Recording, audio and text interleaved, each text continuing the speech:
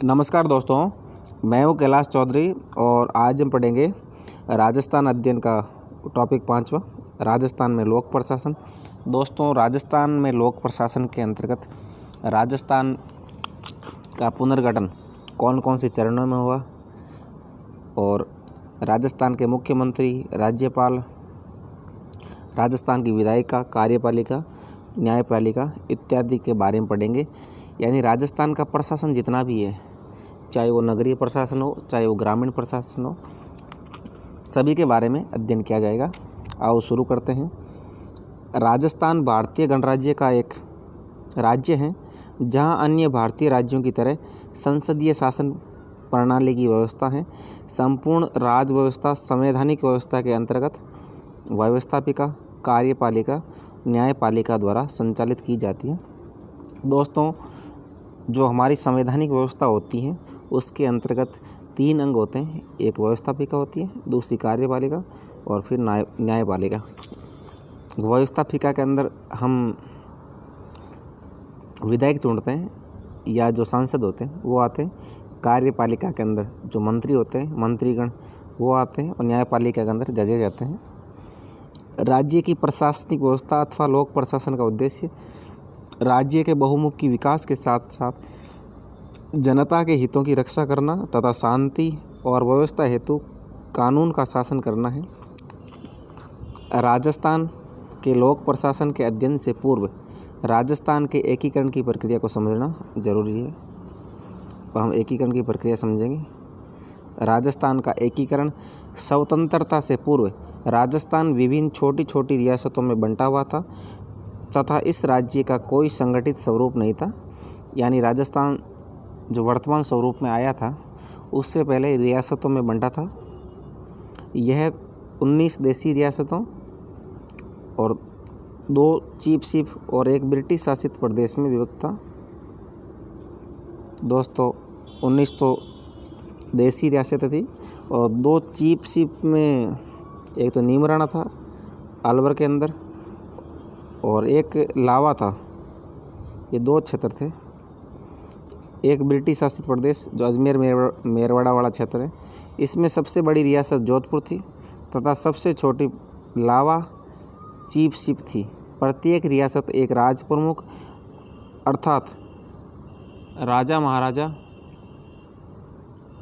महाराणा द्वारा शासित थी अथवा प्रत्येक की अपनी राज व्यवस्था थी। अधिकांश रियासतों में आपसी समन्वय और सामंजस्य का अभाव था।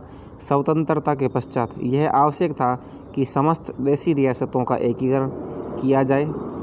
राजस्थान के एकीकरण की प्रक्रिया समस्त भारतीय एकीकरण का हिस्सा थी।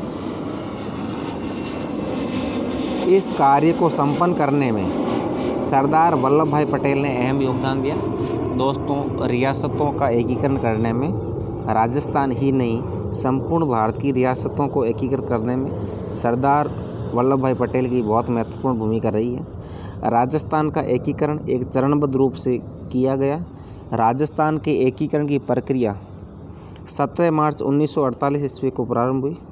ये दोस्तों 17 मार्च नहीं है, ज़्यादातर ऑथेंटिक बुक्स के अंदर 18 मार्च, तो कई जगह 17 लिखा आता है, कई जगह 18, लेकिन आप 18 मार्च कर लीजिए को प्रारंभ हुई और 1 नवंबर 1956 ईस्वी को पूर्ण हुई।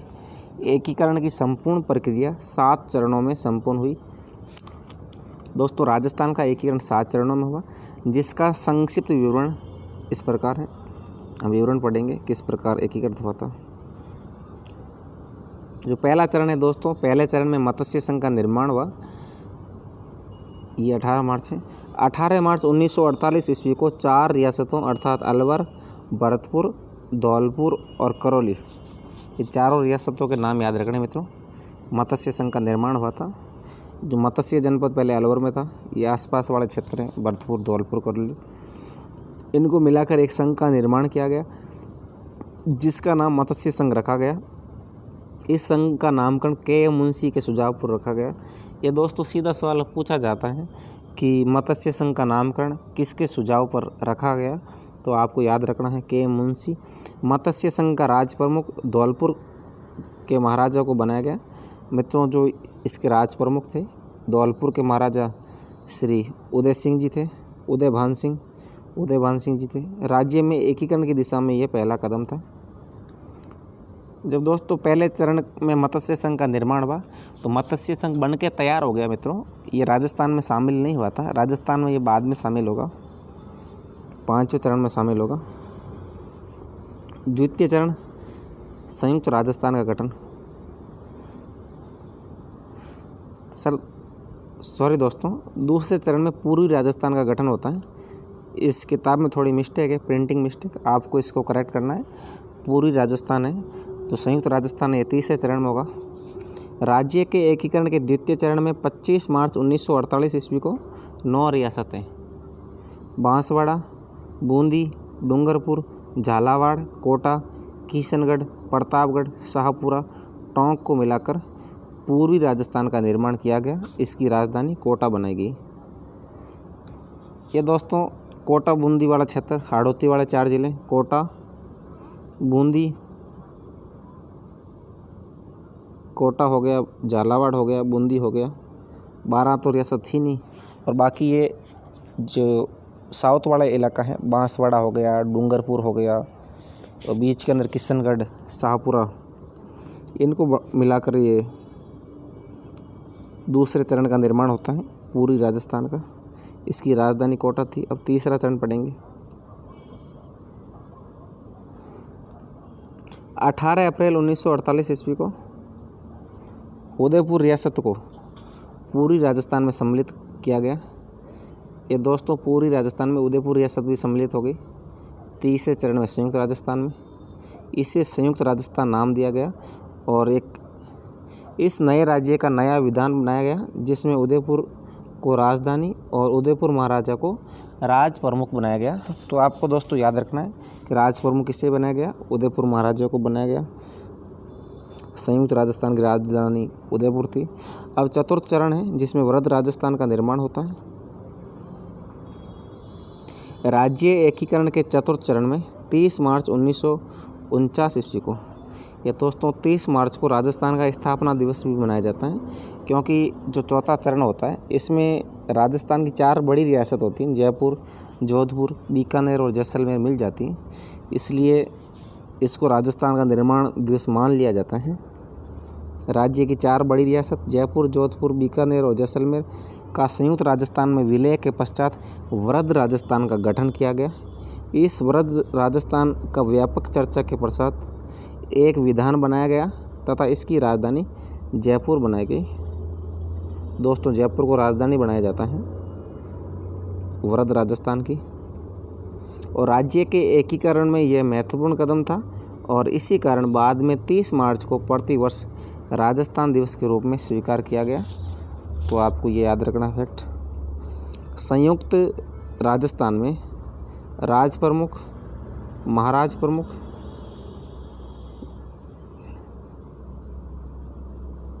एक मिनट दोस्तों, ये वृहद राजस्थान दोस्तों, संयुक्त राजस्थान नहीं है। वृहद राजस्थान में राज प्रमुख, महाराज प्रमुख और उप राज प्रमुख क्रमशः जयपुर, उदयपुर और कोटा के महाराजाओं को बनाया गया। जयपुर के महाराजा को, जयपुर वाले को राज प्रमुख, उदयपुर वाले को महाराज प्रमुख और कोटा वाले को उप राज प्रमुख बनाया गया। इन तीनों को 3 पोस्ट दी गई और इसी के साथ ही हीरालाल शास्त्री जी को प्रधानमंत्री बनाया गया। यानी जब पहले मुख्यमंत्री की पोस्ट नहीं हुआ करती थी, प्रधानमंत्री बोलते थे मुख्यमंत्री को, हीरालाल शास्त्री को प्रधानमंत्री, ये आपको याद रखना है। चतुर्थ चरण में बने थे। जयपुर वाले को राज प्रमुख, उदयपुर वाले को महाराज प्रमुख और कोटा के शासक को उप राज प्रमुख बनाया गया। अब 5वां चरण है संयुक्त वृहद राजस्थान। 15 मई 1949 ईस्वी को वृहद राजस्थान, ये दोस्तों जब मत्स्य संघ मिल जाएगा इसमें तब संयुक्त वृहद राजस्थान का संघ बनेगा। मत्स्य संघ का विलय संपन्न हुआ और इन्हें मिलाकर संयुक्त वृहद राजस्थान का निर्माण किया गया। मत्स्य संघ के विलय से पूर्व इस क्षेत्र की जनता का जनमत जानने के लिए शंकरदेव समिति का गठन किया गया। ये दोस्तों शंकरदेव समिति ने निर्णय किया था कि यहाँ की जनता थी मत्स्य संघ की राजस्थान में मिलेगी। दोस्तों कुछ लोग उत्तर प्रदेश में मिलना चाहते थे, कुछ राजस्थान में। इसलिए समिति गठित की गई, शंकरदेव समिति, जिसने निर्णय लिया कि मत्स्य संघ का विलय राजस्थान में ही किया जाएगा तथा इसकी सिफारिश पर ही विलय किया गया। अब आगे देखते हैं छठा चरण।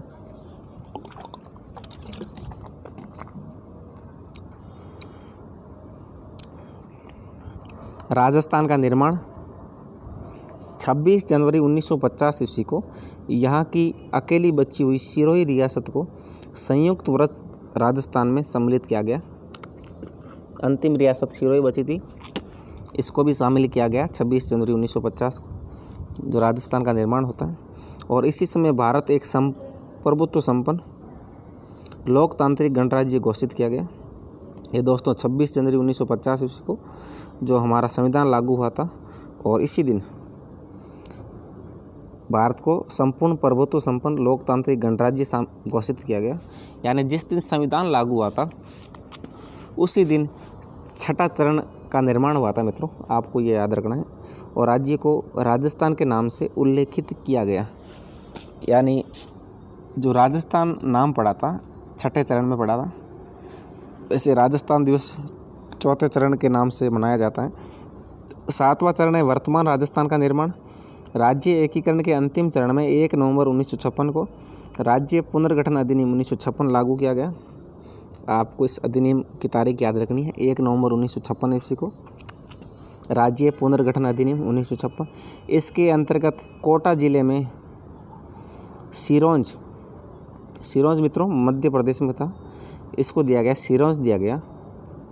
सिरोंज का क्षेत्र पहले राजस्थान में था, जिसको मध्य प्रदेश को दिया गया। दोस्तों पूर्व में मध्य प्रदेश को मध्य भारत बोलते थे, उसका नाम बाद में पड़ा था मध्य प्रदेश। तथा अजमेर, मेरवाड़ा, आबू तहसील और मध्य भारत मध्य प्रदेश राज्य के मंदसौर जिले की भानपुर तहसील का सुनील टप्पा वाला भाग राजस्थान में मिला दिया गया।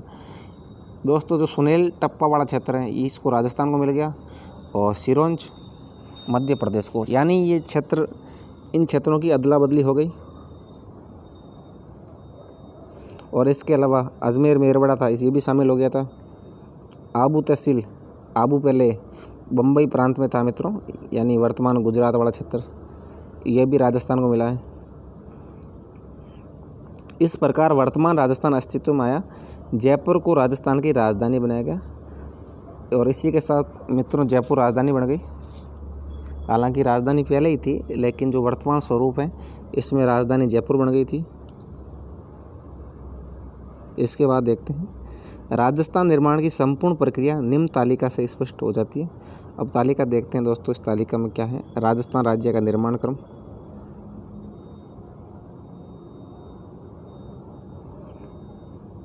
अब पहला है मत्स्य संघ, इसकी तारीख आपको अपडेट कर लेनी है 18 मार्च 1948। इसमें अलवर, भरतपुर, धौलपुर और करौली थे। दूसरा चरण है पूर्वी राजस्थान, तो आपको यहाँ संयुक्त हटा देना है। ये दोस्तों पूर्वी राजस्थान है।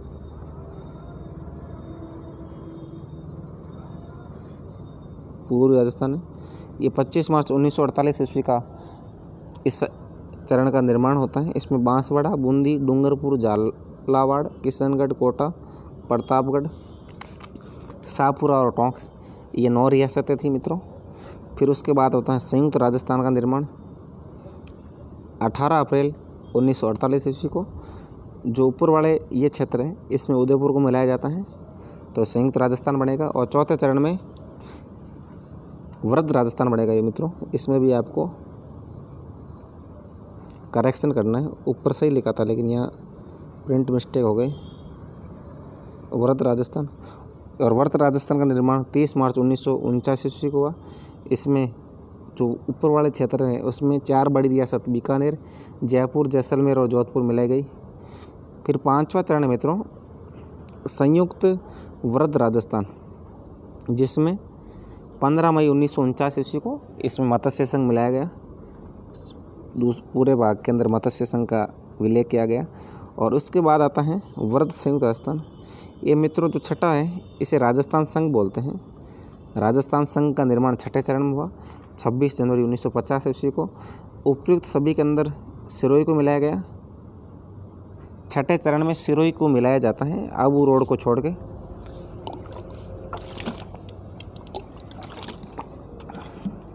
और सातवां चरण है पुनर्गठित राजस्थान। ये होता है 1 नवंबर 1956 ईस्वी को। उपर्युक्त सभी के अंदर ये मित्रों अजमेर मेरवाड़ा वाला क्षेत्र और आबू रोड इसको मिलाया जाता है। और इसके अलावा सुनेल टप्पा है मित्रों, ये राजस्थान में आता है। सुनेल टप्पा को मिलाया गया राजस्थान में और सिरोंज मध्य प्रदेश को दिया गया। आपको इस तरह याद रखना है, जैसे कोई बॉल है, मान लो मैच हो रहा है एमपी और राजस्थान की बॉर्डर में, कोई बॉल आके टप्पा खा के आ जाती है राजस्थान में, तो सुनेल टप्पा हो गया राजस्थान में और सिरोंज चला गया एमपी के अंदर। और इसी के साथ वर्तमान राजस्थान का निर्माण होता है। अब आगे देखते हैं हम राज्य की विधायिका। हमारे विधायिका मित्रों हमने पढ़ा था, जो हमारे एमएलए होते हैं जिसे जनता चुनती है, या सांसद होते हैं जिसे हम जनता चुनती है, उन्हें विधायिका बोलते हैं। हमारे देश में शासन व्यवस्था के लिए शक्ति पृथक्करण के सिद्धांत को अपनाया गया है, जिसे प्रसिद्ध राजनीति विज्ञानवेत्ता मोंटेस्क्यू ने दिया था। मोंटेस्क्यू ने शक्ति पृथक्करण का सिद्धांत दिया था। ये हमारे देश के अंदर है। यह सिद्धांत क्या बताता है, इसके बारे में पढ़ेंगे। यह सिद्धांत बताता है कि कानून निर्माण की शक्तियाँ विधायिका, उसको लागू करने की शक्ति कार्यपालिका तथा कानून व्यवस्था और न्याय निर्णय की शक्तियाँ न्यायपालिका अलग अलग निहित होनी चाहिए। जो हमारे देश के अंदर है विधायिका, कार्यपालिका और न्यायपालिका, इसे शक्ति पृथक्करण का सिद्धांत बोलते हैं और इसे मोंटेस्क्यू ने दिया था। भारत के संविधान के अनुच्छेद 168 में उल्लेखित है कि प्रत्येक राज्य हेतु एक विधानमंडल अथवा विधायिका होगी। ये दोस्तों आपको संविधान का अनुच्छेद याद रखना है, अनुच्छेद 168। विधायिका से तात्पर्य है जो व्यवस्था को बनाए रखने हेतु विधि निर्माण करती है, यानी जो विधि का निर्माण करती है उसे विधायिका कहा जाता है। इसे व्यवस्थापिका अथवा विधानमंडल भी कहते हैं। तो आपको याद रखना कि व्यवस्थापिका और विधानमंडल इससे बोलते हैं। मित्रों, जो विधानमंडल है, विधानमंडल में 2 सदन शामिल होते हैं। जो पहला होता है विधान सभा और दूसरी होती है विधान परिषद। दोनों को मिलाकर विधानमंडल बनता है। और यदि किसी राज्य में दूसरा सदन नहीं है विधान परिषद, तो केवल अकेला ही होगा विधानसभा, उसे भी विधायिका बोलेंगे। विधानमंडल वही होगा। भारत के केवल 6 राज्य में मित्रों ये हमारे विधान परिषद है। इसका सूत्र है KUMBAK, K यानी कश्मीर। अब कश्मीर रहा नहीं मित्रों, कश्मीर के अंदर है नहीं अब। U यानी Uttar Pradesh, M for Maharashtra, B for Bihar, A for Andhra Pradesh, K for Karnataka. यानी वर्तमान में मात्र 5 राज्यों के अंदर विधान परिषद है और अन्य सभी राज्यों के अंदर, जो दूसरे 28 राज्य हैं उसके अंदर केवल विधानसभा है। राजस्थान भारत का ऐसा राज्य है जहां एक सदस्य व्यवस्थापिका का प्रावधान है, जिसे विधानसभा कहते हैं। राज्य विधानसभा राज्य के लिए संविधान के अनुसार विधि निर्माण करती है। ये कानून का निर्माण करती है विधायिका। इसके सदस्यों अर्थात विधायकों का चुनाव राज्य के मतदाता करते हैं। वर्तमान में राज्य की विधानसभा की सीटों की संख्या 200 है। तो आपको मित्रों याद रखना है कि राजस्थान में कितने विधायक है टोटल। जो मित्रों पहला चुनाव हुआ था 1952 ईस्वी में, तब राजस्थान में मात्र 184 विधायक हुआ करते थे। अब योग्यता क्या होती विधायिका की? राज्य विधानसभा का सदस्य बनने हेतु कुछ सामान्य योग्यताएं निर्धारित हैं, जो निम्नलिखित हैं। पहली योग्यता मित्रों, वो भारत का नागरिक होना चाहिए और वह न्यूनतम 25 वर्ष की आयु पूर्ण कर चुका हो। तो आपको याद रखना है कि 25 वर्ष की आयु होनी चाहिए एमएलए बनने के लिए। संसद द्वारा विधि से निर्धारित अन्य योग्यताएं धारित करता है। जो संसद यदि निश्चित करता है कोई योग्यता, वो होनी चाहिए।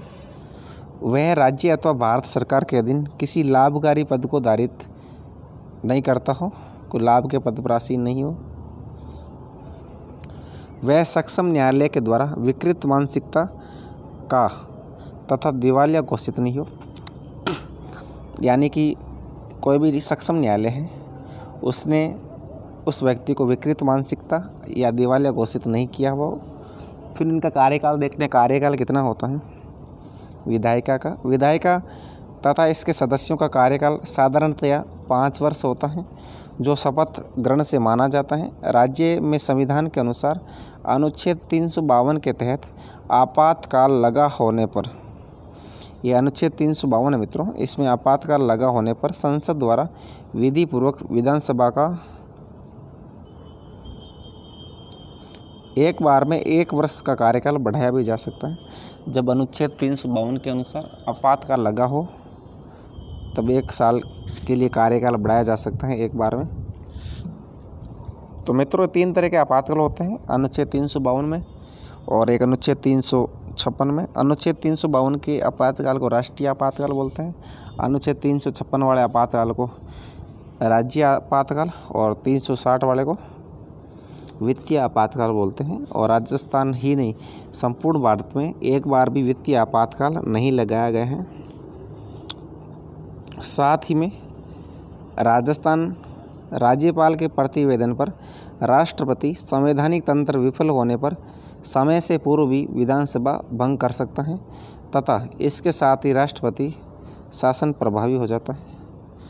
यानी जब राष्ट्रपति को ये लगे कि अब राज्य के अंदर जो प्रशासन के हालात ठीक नहीं हैं तो राष्ट्रपति शासन लागू किया जा सकता है।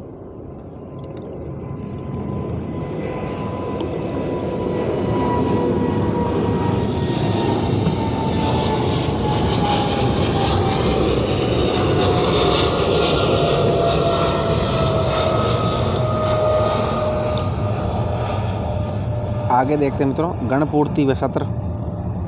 राजस्थान की विधायिका या विधानसभा की गणपूर्ति सदन की कुल सदस्य संख्या का 1/10 भाग से होती है। यानी कि दोस्तों जब कोई सत्र होता है तो उसके 10वें भाग एमएलए को आना पड़ता है। जैसे 200 विधायक है टोटल, 200 में से जैसे 10% होता है, 20 विधायक आएंगे तभी सत्र बुलाया जा सकता है या कोई मीटिंग का आयोजन किया जा सकता है। गणपूर्ति के अभाव में किया गया कार्य असंवैधानिक होता है। संवैधानिक प्रावधान के अनुरूप 1 वर्ष में न्यूनतम 2 सत्र अवश्य होने चाहिए, तो आपको ये भी याद रखना है। तथा 2 सत्रों के मध्य 6 माह से अधिक का अंतर नहीं होना चाहिए।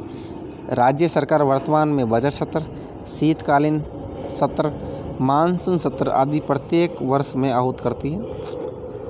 सत्र 3 प्रकार के होते हैं। एक बजट सत्र होता है जिसमें बजट पेश होता है, दूसरा होता है शीतकालीन सत्र, ये शीतकाल में पेश होता है, और मानसून सत्र जो अभी इस समय आने वाला था लेकिन कोरोना की वजह से नहीं आया।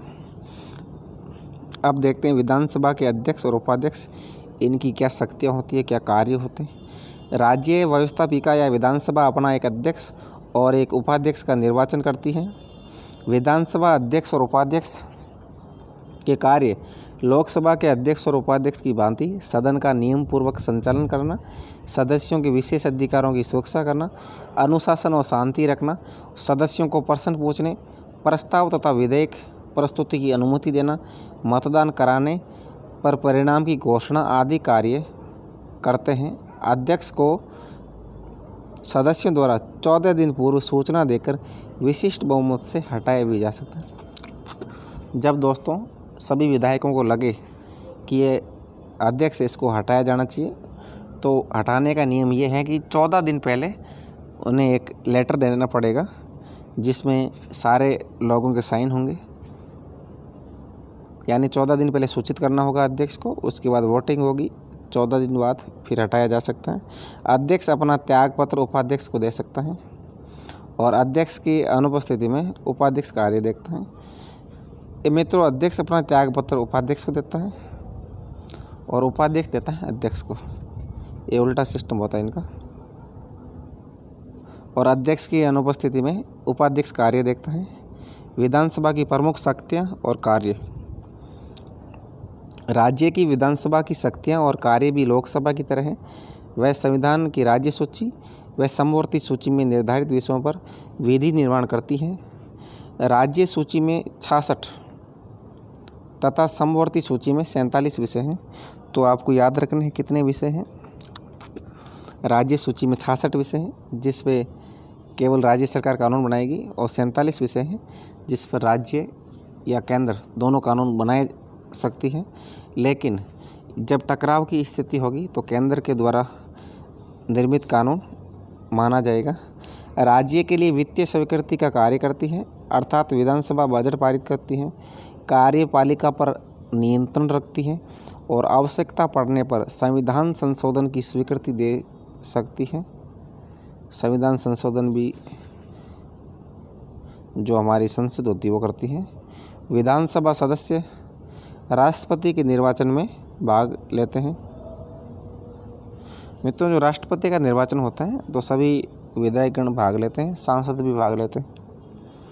इनके मित्रों फुल कोटा होता है, इनमें नंबरिंग होते हैं, कितने नंबर उनके जुड़ेंगे विधायिका के, वो आगे पढ़ेंगे हम राष्ट्रपति वाले पार्ट में। राज्य की कार्यपालिका, हमारे देश में संघ और राज्य दोनों स्तरों पर संसदीय शासन प्रणाली को अपनाया गया है। ये मित्रों हमारा देश में संसदीय शासन प्रणाली है। इस प्रणाली में व्यवस्थापिका और कार्यपालिका में घनिष्ठ सहयोगी संबंध रहते हैं। कार्यपालिका विधायिका के प्रति उत्तरदायी होती है। तो ये सवाल मित्रों कई बार पूछा गया है कि कार्यपालिका किसके प्रति उत्तरदायी होती है, तो विधायिका के प्रति। संविधान के अनुच्छेद 154 के अनुसार हमारे राज्य की कार्यपालिका शक्तियाँ राज्यपाल में निहित हैं। ये दोस्तों अनुच्छेद 154 में लिखा हुआ है कि राज्य की कार्यपालिका शक्ति है वो राज्यपाल में निहित है और उसका उपयोग मुख्यमंत्री करता है तथा उनका प्रयोग वह भी सामान्यतः राष्ट्रपति की भांति मंत्रिमंडल के परामर्श अनुसार करता है। वैसे दोस्तों राज्यपाल के पास नाम मात्र की शक्ति होती है और असली पावर तो मंत्रिमंडल के पास तो होता है। राज्य में भी कार्यपालिका दो प्रकार की रखी गई है, प्रथम नाम मात्र की और संवैधानिक प्रमुख के रूप में, और दूसरी है वास्तविक कार्यपालिका। नाम मात्र की कार्यपालिका अर्थात जिसका नाम से शासन चलता है, अतः राज्यपाल ऐसी ही कार्यपालिका है। यानी राजस्थान में जिसके नाम से शासन चलेगा वो राज्यपाल के नाम से, लेकिन असली काम तो जो कार्यपालिका होती है वही करती है, मंत्रीगण करते हैं, कैबिनेट करती है, जिसके द्वारा शासन संचालित होता है। वास्तविक शक्तियों का प्रयोग होता है उसे वास्तविक कार्यपालिका कहते हैं। राज्य के मुख्यमंत्री और मंत्रिपरिषद ही वास्तविक कार्यपालिका होती है। कार्यपालिका सरकार का द्वितीय अंग है। सरकार का अंग कहा जाता है कार्यपालिका को, जो व्यवस्थापिका द्वारा निर्मित विधियों के रूप में दिए गए कार्य को लागू करने और क्रियान्वित करने का कार्य करती है।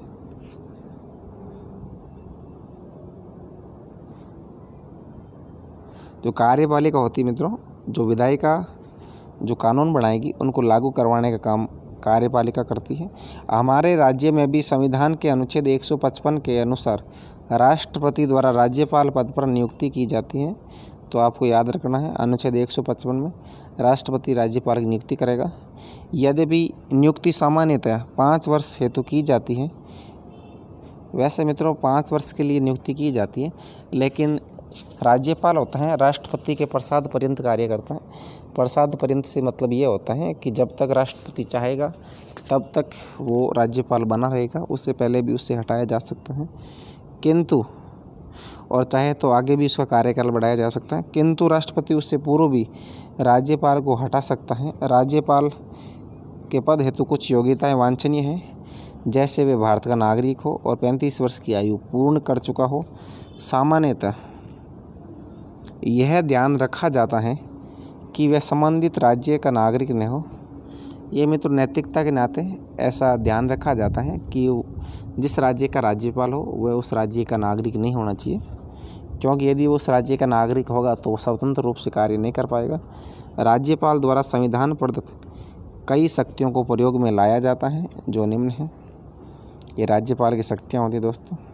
मुख्यमंत्री की नियुक्ति करता है राज्यपाल और उसके परामर्श पर मंत्री परिषद का गठन करता है। मंत्री परिषद का गठन भी राज्यपाल महोदय ही करते हैं। राज्यपाल और क्या कार्य करते हैं? विधानसभा का सत्र आहूत करते हैं और सत्र अवसान की घोषणा भी करते हैं और विधानसभा को भंग करते हैं। ये सारे कार्य राज्यपाल के हैं। विधानसभा का सत्र आहूत करना और सत्र अवसान करना और विधानसभा को भंग करने की घोषणा करना। वित्तीय शक्तियाँ, विधायी शक्तियाँ और समाधान की शक्तियाँ भी होती हैं राज्यपाल के पास। मुख्यमंत्री और मंत्रिपरिषद अर्थात वास्तविक कार्यपालिका के बारे में पढ़ेंगे हम। देश में जो कार्य प्रधानमंत्री के हैं लगभग उसी प्रकार की भूमिका तथा स्थान राज्य में मुख्यमंत्री का होता है। संविधान के अनुच्छेद 163 के अनुसार ये मित्रों मुख्यमंत्री की नियुक्ति होती है, 163 अनुच्छेद में होती है, और राज्यपाल की नियुक्ति अनुच्छेद 155 में होती है। अनुसार राज्यपाल को परामर्श देने हेतु एक मंत्रिपरिषद होगी जिसका प्रधान मुख्यमंत्री होगा। राज्यपाल उसके परामर्शानुसार ही कार्य करता है। सामान्यतः मुख्यमंत्री पद हेतु प्रत्यक्ष योग्यताएं नहीं रखी गई हैं, लेकिन राज्यपाल ऐसे व्यक्ति को ही मुख्यमंत्री की शपथ दिलाता है जो विधानसभा में बहुमत दल का नेता हो। यानी जो बहुमत दल का नेता होता है उसे ही राज्यपाल मुख्यमंत्री पद के लिए नियुक्त करता है तथा वह विधानसभा का सदस्य हो। यदि वह विधानसभा का सदस्य नहीं है तो उसे 6 माह में सदस्यता ग्रहण करनी होती है। यदि स्पष्ट बहुमत प्राप्त दल न हो तो राज्यपाल अपनी सब विवेकीय शक्ति का प्रयोग कर सकता है। संपूर्ण राज्य का शासन प्रशासन सर्वोच्च रूप में मुख्यमंत्री द्वारा ही चलता है। यानी मुख्यमंत्री ही वास्तविक रूप से शासन चलाते हैं। मुख्यमंत्री अपने दल के कार्यक्रम नीतियों को जन आकांक्षाओं के अनुरूप लागू करने हेतु कई कार्य करते हैं जो निम्न प्रकार से हैं। सर्वप्रथम अपनी मंत्रिपरिषद का गठन करेंगे, मंत्रियों को विभाग बांटेंगे और मंत्रिमंडल की बैठकें बुलाकर अध्यक्षता करेंगे। आगे देखते हैं और कौन से कार्य हैं। मुख्यमंत्री का और कार्य है राज्य प्रशासन और व्यवस्था संबंधी मंत्रिपरिषद के निर्णयों से राज्यपाल को अवगत कराएंगे। ये और कार्य है राज्य प्रशासन और व्यवस्था से संबंधी मंत्रिपरिषद के निर्णयों से राज्यपाल को अवगत करवाएंगे। सभी मंत्रियों विभागों की देखरेख करना और समन्वय रखकर सरकार को सुदृढ़ एकता रखते हैं मुख्यमंत्री महोदय। विधानसभा में शासन संबंधी नीतियों कार्यों की घोषणा कर विधिवत रूप से दिलाते हैं और सदन का तथा सरकार का नेतृत्व करते हैं। राज्यपाल द्वारा राज्य के प्रशासन अथवा किसी विधेयक के विषय में कोई सूचना मांगे जाने पर, यदि कोई सूचना मांगी जाती है तो उसे उपलब्ध करवाते हैं। आगे देखते हैं मुख्यमंत्री की उक्त शक्तियों व कार्यों तथा अन्य कार्यों के क्रियान्वयन हेतु मंत्रिमंडल पूर्ण सहयोग करता है। ये जो कार्य होते हैं उसमें मंत्रिमंडल सहयोग करता है। प्रत्येक विभाग के मंत्रियों के अधीन स्थायी नौकरशाही के रूप में सचिव से लेकर अनेक कर्मचारी रहते हैं। मंत्रियों को हटाना, विभाग परिवर्तन करना भी मुख्यमंत्री का विशेष अधिकार होता है। यानी जो मुख्यमंत्री होते हैं विभाग परिवर्तन कर सकते हैं मंत्रियों का और उन्हें हटा भी सकते हैं।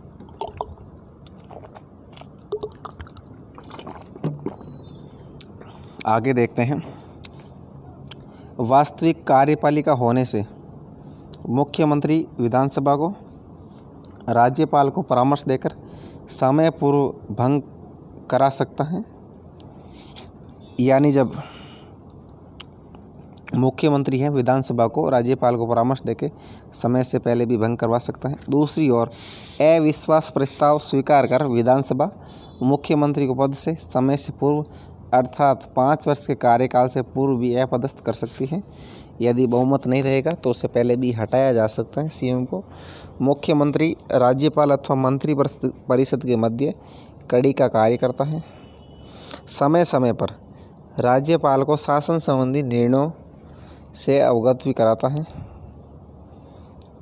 यानी जो भी निर्णय होते हैं उन्हें अवगत करवाया जाता है राज्यपाल महोदय को। वास्तविक कार्यपालिका के रूप में मुख्यमंत्री की वास्तविक स्थिति उसके दल में उसके व्यक्तित्व, सदन में बहुमत की स्थिति, जनता में लोकप्रियता, विपक्षी दलों में स्वीकार्यता पर निर्भर करती है और इन्हीं पर कोई मुख्यमंत्री शक्तिशाली तो कोई निर्बल के रूप में जाना जाता है। यानी वो किस प्रकार कार्य करेगा उसके हिसाब से वो शक्तिशाली है निर्बल है वो जाना जाएगा। अब राज्य प्रशासन क्या होता है उसके बारे में पढ़ेंगे। राजस्थान में लोक कल्याणकारी राज्य के लक्ष्य की प्राप्ति के लिए एक सुदृढ़ प्रशासनिक तंत्र सर्जित किया गया है। प्रशासनिक व्यवस्था के अंतर्गत वर्तमान में राजस्थान को 7 संभागों और 33 जिलों में विभक्त किया गया है। इसके निचले स्तरों पर उपखंड और तहसीलें होती हैं। इस संपूर्ण व्यवस्था में मुख्यमंत्री के अधीन सर्वोच्च स्तर पर मुख्य सचिव होता है। ये मित्रों सबसे बड़ा अधिकारी होता है राजस्थान का मुख्य सचिव, जो कि भारतीय प्रशासनिक सेवा के वरिष्ठतम अधिकारी में से एक होता है। जो IAS सेवा होती है उसका वरिष्ठ अधिकारी होता है ये। मुख्य सचिव की नियुक्ति मुख्यमंत्री द्वारा की जाती है। ये सवाल पूछा जाता है मित्रों अक्सर, मुख्य सचिव की नियुक्ति कौन करता है? तो एक ऑप्शन मुख्यमंत्री दिया होगा, एक राज्यपाल दे दिया और दूसरा और दे दिया जज दे दिया मुख्य न्यायाधीश। तो आपको याद रखना है कि मुख्य सचिव की नियुक्ति मुख्यमंत्री करते हैं। मुख्य सचिव राज्य के मंत्रिमंडल के सचिव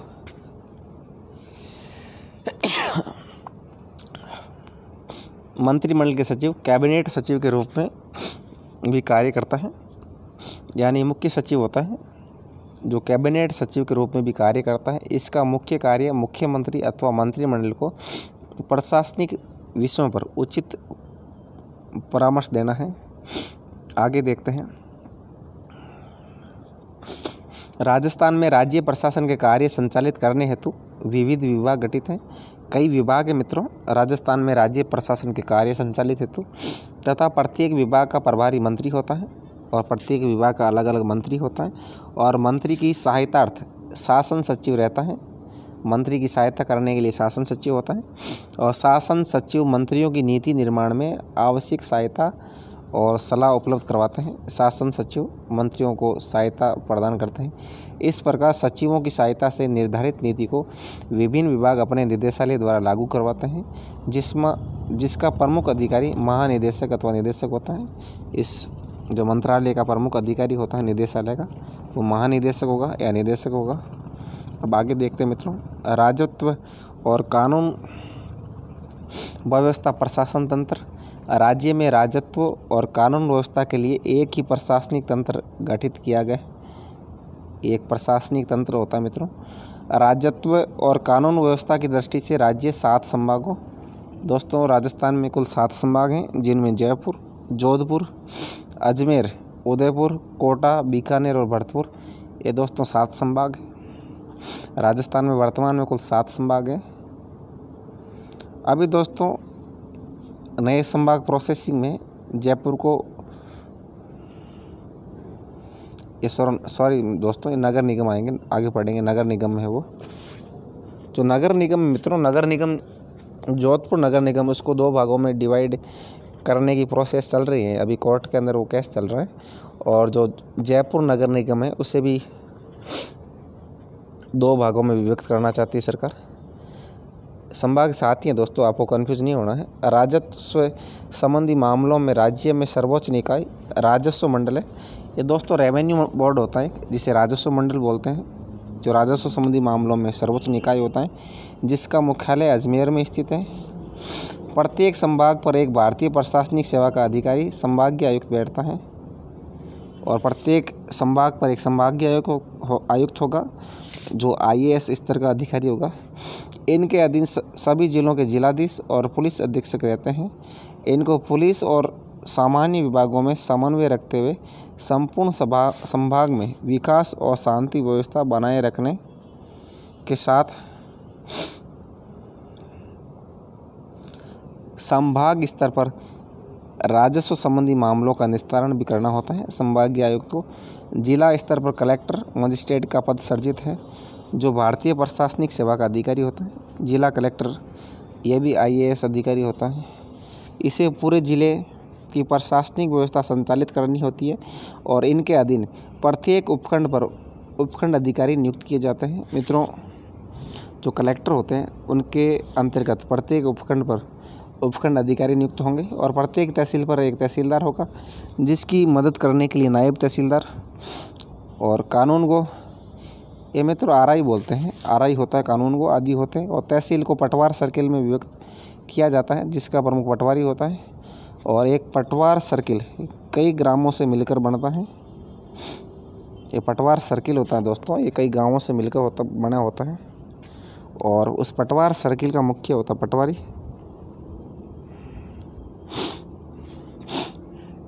संपूर्ण राजस्व और कानून व्यवस्था तंत्र निम्न चार्ट से स्पष्ट है। नीचे चार्ट बनाया हुआ दोस्तों, इस चार्ट में देखेंगे किस प्रकार व्यवस्था होती है। राजस्व और कानून व्यवस्था प्रशासन तंत्र।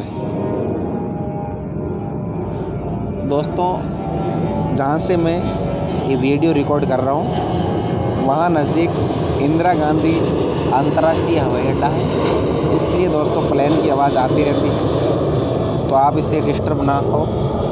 थोड़ा दोस्तों धैर्य बनाए रखें और मुझे सपोर्ट करें, क्योंकि एक पुलिस की नौकरी करते हुए वीडियो बनाना कितना मुश्किल होता है ये आप जान सकते हैं।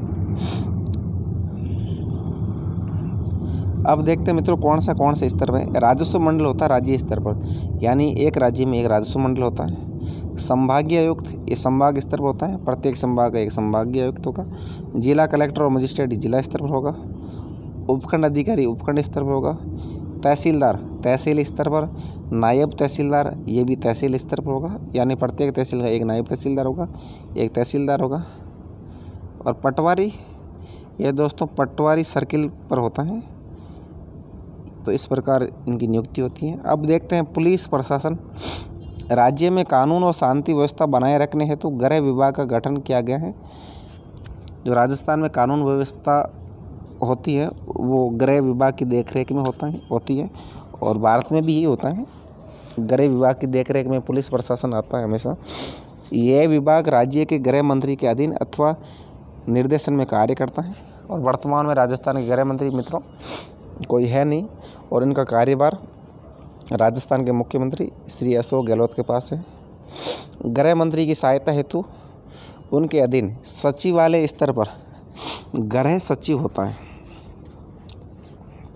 यानी इसके अधीन गृह सचिव का गृह मंत्री के अधीन वो देखरेख करता है संपूर्ण। पुलिस प्रशासन के मुख्य का पदमान वर्तमान में पुलिस महानिदेशक कहलाता है। वर्तमान में डीजीपी होता है पुलिस प्रशासन का मुख्य। भारतीय पुलिस सेवा के वरिष्ठतम अधिकारी को इस पद पर नियुक्त किया जाता है, और पुलिस का मुख्यालय जिसे पीएच को बोलते हैं जयपुर में है। संपूर्ण राज्य को पुलिस प्रशासन की दृष्टि से 8 रेंज में विभक्त किया गया है। मित्रों 8 रेंज है पुलिस प्रशासन की। अजमेर, बीकानेर, भरतपुर, जयपुर रेंज प्रथम, जयपुर रेंज द्वितीय, जोधपुर, कोटा, उदयपुर, यानी 8 रेंजों में दोस्तों तो 700 संभाग हैं वो, और जयपुर की 2 रेंज है, जयपुर रेंज प्रथम और जयपुर रेंज द्वितीय। 8 रेंज है। एक रेंज का आकार सामान्यतः एक संभाग के समान ही होता है। प्रत्येक रेंज का मुख्य अधिकारी पुलिस महानिरीक्षक आईजी अधिकारी, आईजी रैंक का अधिकारी होता है प्रत्येक रेंज का मुख्य, जो भारतीय पुलिस सेवा का अधिकारी होता है। प्रत्येक रेंज को जिले में विभक्त किया गया है, और पुलिस प्रशासन के जिलों की संख्या राजस्व और सामान्य प्रशासन की दृष्टि से निर्धारित किए गए जिलों से भिन्न होती है। यानी दोस्तों पुलिस के जिले होते हैं जो सामान्य जिले होते हैं उनसे भिन्न होते हैं। जहाँ राजस्व तथा सामान्य प्रशासन की दृष्टि से राज्य में 33 जिले हैं दोस्तों, रेवेन्यू की दृष्टि से और सामान्य दृष्टि से राजस्थान में 33 जिले हैं। एक मित्रों वैसे राजस्थान में दोस्तों 33 जिले हैं सामान्य स्तर पर, और रेवेन्यू स्तर पर भी 33 ही जिले हैं। लेकिन पुलिस के आंतरिक प्रशासन की दृष्टि से कुल 38 जिले सर्जित किए गए हैं। मित्रों 5 जिले अतिरिक्त हैं, क्योंकि जो बड़े जिले हैं उनको कई और जिलों में विभक्त किया जाता है। निम्न 3 जिलों में पुलिस प्रशासन की दृष्टि से अतिरिक्त जिले सर्जन हैं। जयपुर में 4 जिले हैं मित्रों, जिसमें पूर्व, उत्तर, दक्षिण और ग्रामीण है। जयपुर में 4 एसपी बैठते हैं मित्रों, डीसीपी रैंक के अधिकारी बैठते हैं। जयपुर पूर्व, जयपुर उत्तर, जयपुर दक्षिण, और ग्रामीण लेवल का एसपी होता है ग्रामीण अधिकारी।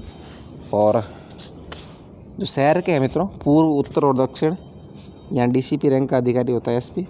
और कोटा में 2 शहरी और ग्रामीण, 2 जिले कोटा के हो गए, और जोधपुर में 2 हैं शहरी और ग्रामीण। इस तरह राजस्थान में कुल 38 पुलिस जिले हैं, जोधपुर के 2, कोटा के 2 और जयपुर के 4। अब देखते हैं जिला स्तर पर एक पुलिस अधीक्षक एसपी रैंक का अधिकारी होता है, जो संपूर्ण जिले की पुलिस को नियंत्रण करता है। जिले में पुलिस का प्रयोग जिलाधीश के निर्देशानुसार किया जाता है, यानी जैसे कलेक्टर कहेगा वैसे ही एसपी कार्य करेगा। तथा पुलिस का आंतरिक प्रशासन पुलिस अधीक्षक द्वारा देखा जाता है। एसपी को बोलते हैं पुलिस अधीक्षक, सुपरिटेंडेंट ऑफ पुलिस। जिले को वृत्त सर्किल में विभक्त किया जाता है, जिसे इनका अधिकारी सीओ होता है, जहां वृत्ताधिकारी सीओ प्रमुख अधिकारी होता है, जो सामान्यतः राज्य पुलिस सेवा यानी आरपीएस रैंक का अधिकारी होता है। वृत्त को पुलिस थानों में बांटा गया है तथा पुलिस थाने के अधीन सबसे छोटी इकाई पुलिस चौकी होती है। थाने के अधीन चौकियाँ होती है। थाने का बार सामान्यतः पुलिस निरीक्षक अथवा उप निरीक्षक के पास होता है, यानी जो एसएचओ होता है या तो इंस्पेक्टर होगा या सब इंस्पेक्टर होगा। इसके अतिरिक्त हेड कांस्टेबल, कांस्टेबल इत्यादि होते हैं। ये कई अधिकारी होते हैं, कांस्टेबल, हेड कांस्टेबल। सबसे छोटा कर्मचारी कांस्टेबल होता है। अन्य विभागों का भी इस प्रकार उच्च से अधीनस्थ कड़ी जोड़ता हुआ प्रशासनिक ढांचा रहता है, जैसे शिक्षा, चिकित्सा, कृषि, वाणिज्य, उद्योग, पंचायती राज इत्यादि। इनमें भी मित्रों इनमें भी इसी प्रकार ढांचा होता है। समस्त प्रशासनिक विभाग मिलकर राज्य में विकास के कार्य संपन्न करते हैं। सभी विभागों के आपसी सामंजस्य और समन्वय से राज्य में जनहित के कार्य संपन्न किए जाते हैं तथा राज्य के विकास को नवीन दिशा प्रदान की जाती है। अब स्थानीय स्वशासन निकाय और पंचायती राज, इनके बारे में पढ़ेंगे। लोकतांत्रिक शासन व्यवस्था में लोगों की राजनीतिक सहभागिता तथा स्थानीय विकास हेतु प्राय सभी देशों में स्थानीय स्तर पर शासन के लिए स्थानीय लोगों का संगठन और निकाय बनाया जाता है और स्थानीय स्तर की विकास योजनाएं तथा अन्य समस्याओं तथा जन मांगों को इसी स्थानीय शासन निकाय द्वारा पूरा किया जाता है। भारत में 3 स्तर पर शासन अपनाया गया है। ये 3 स्तर याद रखने दोस्तों, केंद्रीय स्तर, राज्य स्तर और स्थानीय स्तर। केंद्र में जो केंद्र सरकार है, राज्य में प्रत्येक राज्य की गवर्नमेंट होती है और स्थानीय स्तर जो लोकल गवर्नमेंट होती है, जिला प्रमुख, प्रधान, पंच, सरपंच ये होते हैं। स्थानीय स्वशासन द्वारा स्थान विशेष के, चाहे वह नगर हो, ग्राम, जनप्रतिनिधियों द्वारा उसी स्थान के विकास कार्य किए जाते हैं। राज्य में नियामकीय कार्यों, राजस्व और कानून संबंधी तथा विकास कार्यों को अलग अलग करने का प्रयास किया जाता है। जहां एक और जिले में नियामकीय कार्यों का दायित्व जिलाधीश तथा उससे संबंधित तंत्र को सौंपा गया है, वहीं जिले में विकास कार्यों, पानी, सड़क, विद्युत, स्वच्छता इत्यादि का दायित्व स्थानीय स्वशासन संस्थाओं को सौंपे जाने का प्रयास किया जाता है। इस प्रकार ये कार्य सौंपते हैं विकास कार्य का स्थानीय स्वशासन संस्थाओं को, जैसे पानी, सड़क, विद्युत, स्वच्छता, ये कार्य स्थानीय स्वशासन करता है। और विकास कार्यों की दृष्टि से प्रत्येक जिलों को ग्रामीण और नगरीय 2 भागों में विभक्त किया जाता है। स्थानीय स्वशासन निकाय भारत की तरह राजस्थान में भी 2 प्रकार के हैं, नगरों के लिए नगरीय शासन और गाँवों के लिए पंचायती राज शासन। ये मित्रों 2 भागों में विभक्त होता है, आपको दोनों को नाम याद रखने हैं। भारतीय संविधान में 74वें संविधान संशोधन अधिनियम द्वारा नगरीय शासन को संवैधानिक दर्जा दिया गया है, यानी जो 74वां संविधान संशोधन होता है वो नगरीय शासन को संवैधानिक दर्जा देगा और 73वां संविधान संशोधन जो स्थानीय स्वशासन होता है, यानी जो ग्रामीण स्वशासन होता है, उसको संवैधानिक दर्जा देगा। राज्य में 3 तरह की शहरी संस्थाएं होती हैं, नगर निगम, नगर परिषद तथा नगर पालिका। वर्तमान में ये दोस्तों आपको वर्तमान में राजस्थान में 5 नगर निगम, ये दोस्तों चेंज हो गया है। वर्तमान में राजस्थान में 7 नगर निगम है मित्रों। वर्तमान में भी 2 और बनने की प्रक्रिया में है, 2 नहीं 3 बनेंगे। एक कोटा, जयपुर और जोधपुर, यहाँ 2-2 नगर निगम होंगे और प्रत्येक संभाग स्तर पर भी अब नगर निगम की घोषणा की गई है। घोषणा की अभी तो बने हुए हैं, यानी वर्तमान में 10 नगर निगम है, यानी 7 तो वर्तमान में है ही प्रत्येक संभाग स्तर पर, और जयपुर, जोधपुर और कोटा यहाँ 2-2 नगर बनाने की घोषणा की हुई है और चुनाव की घोषणा भी की गई थी, लेकिन अभी मामला कोर्ट पे चल रहा है। 13 नगर परिषद ये मित्रों 13 नहीं है, आपको करेक्ट करना है। 32 नगर परिषद है वर्तमान में और 170 नगर पालिका मिलाकर कुल 188 नगर निकाय है। ये मित्रों आप एक बार इन्हें छोड़ दीजिए, बाद में मैं आपको करेक्ट करवा दूंगा कि कितना क्या चेंजमेंट हुआ है, क्योंकि पुराना आंकड़ा है। पंचायती राज भारत में प्रथम बार तत्कालीन प्रधानमंत्री पंडित जवाहरलाल नेहरू द्वारा राजस्थान के नागौर जिले में 2 अक्टूबर 1959 ईस्वी को पंचायती राज व्यवस्था लागू की गई। राजस्थान में भी इसी के साथ ग्रामीण स्थानीय शासन प्रारंभ हुआ। हमारे राज्य में भी वर्तमान में 3 स्तरीय व्यवस्था प्रचलित है। ग्राम स्तर पर ग्राम पंचायत, खंड स्तर पर पंचायत समिति और जिला स्तर पर जिला परिषद। यानी हमारे राज्य में भी 3 स्तरीय व्यवस्था है। तीनों स्तरों के नाम याद रखने हैं। पहले ग्राम स्तर पर ग्राम पंचायत, खंड स्तर पर पंचायत समिति, जिला स्तर पर जिला परिषद। 73वें संविधान संशोधन अधिनियम 1992 द्वारा इन्हें संवैधानिक संस्थाओं का स्तर प्रदान किया गया। आपको याद रखना है 73वां संविधान संशोधन 1992 ये 1993 में लागू हुआ था। इसके द्वारा स्थानीय स्वशासन को संवैधानिक दर्जा दिया गया और संविधान की 11वीं अनुसूची भी जोड़ी गई है, जिसमें पंचायती राज संस्थाओं को 29 विषय दिए गए हैं। तो आपको याद रखना है 29 में 2 और 9 मिलाकर 11 होते हैं और 11वीं अनुसूची है जिन पर ये संस्थाएं कार्य करती हैं। 73वें संविधान संशोधन अधिनियम की प्रमुख विशेषताएं ये लिखो आप। संवैधानिक स्तर प्रदान किया गया है। इस अधिनियम से पूर्व तक पंचायती राज अधिकतर राज्य सरकारों के भरोसे था। पहले जो पंचायती राज व्यवस्था थी राज्य सरकार के भरोसे था, लेकिन अब संविधान में स्पष्ट स्थान तथा स्तर प्राप्त हो गया है। इसमें सत्ता परिवर्तन का प्रभाव इन पर नहीं पड़ता है। संविधान में भाग 9 जोड़ा गए हैं तथा 16 नए अनुच्छेद जोड़े गए। ये दोस्तों भाग 9 और 16 नए अनुच्छेद जोड़े गए हैं। अब जैसे इनका अलग चुनाव होता है मित्रों, प्रधान का अलग चुनाव होता है, जो जिला प्रमुख का अलग चुनाव होता है और सरपंच का चुनाव होता है।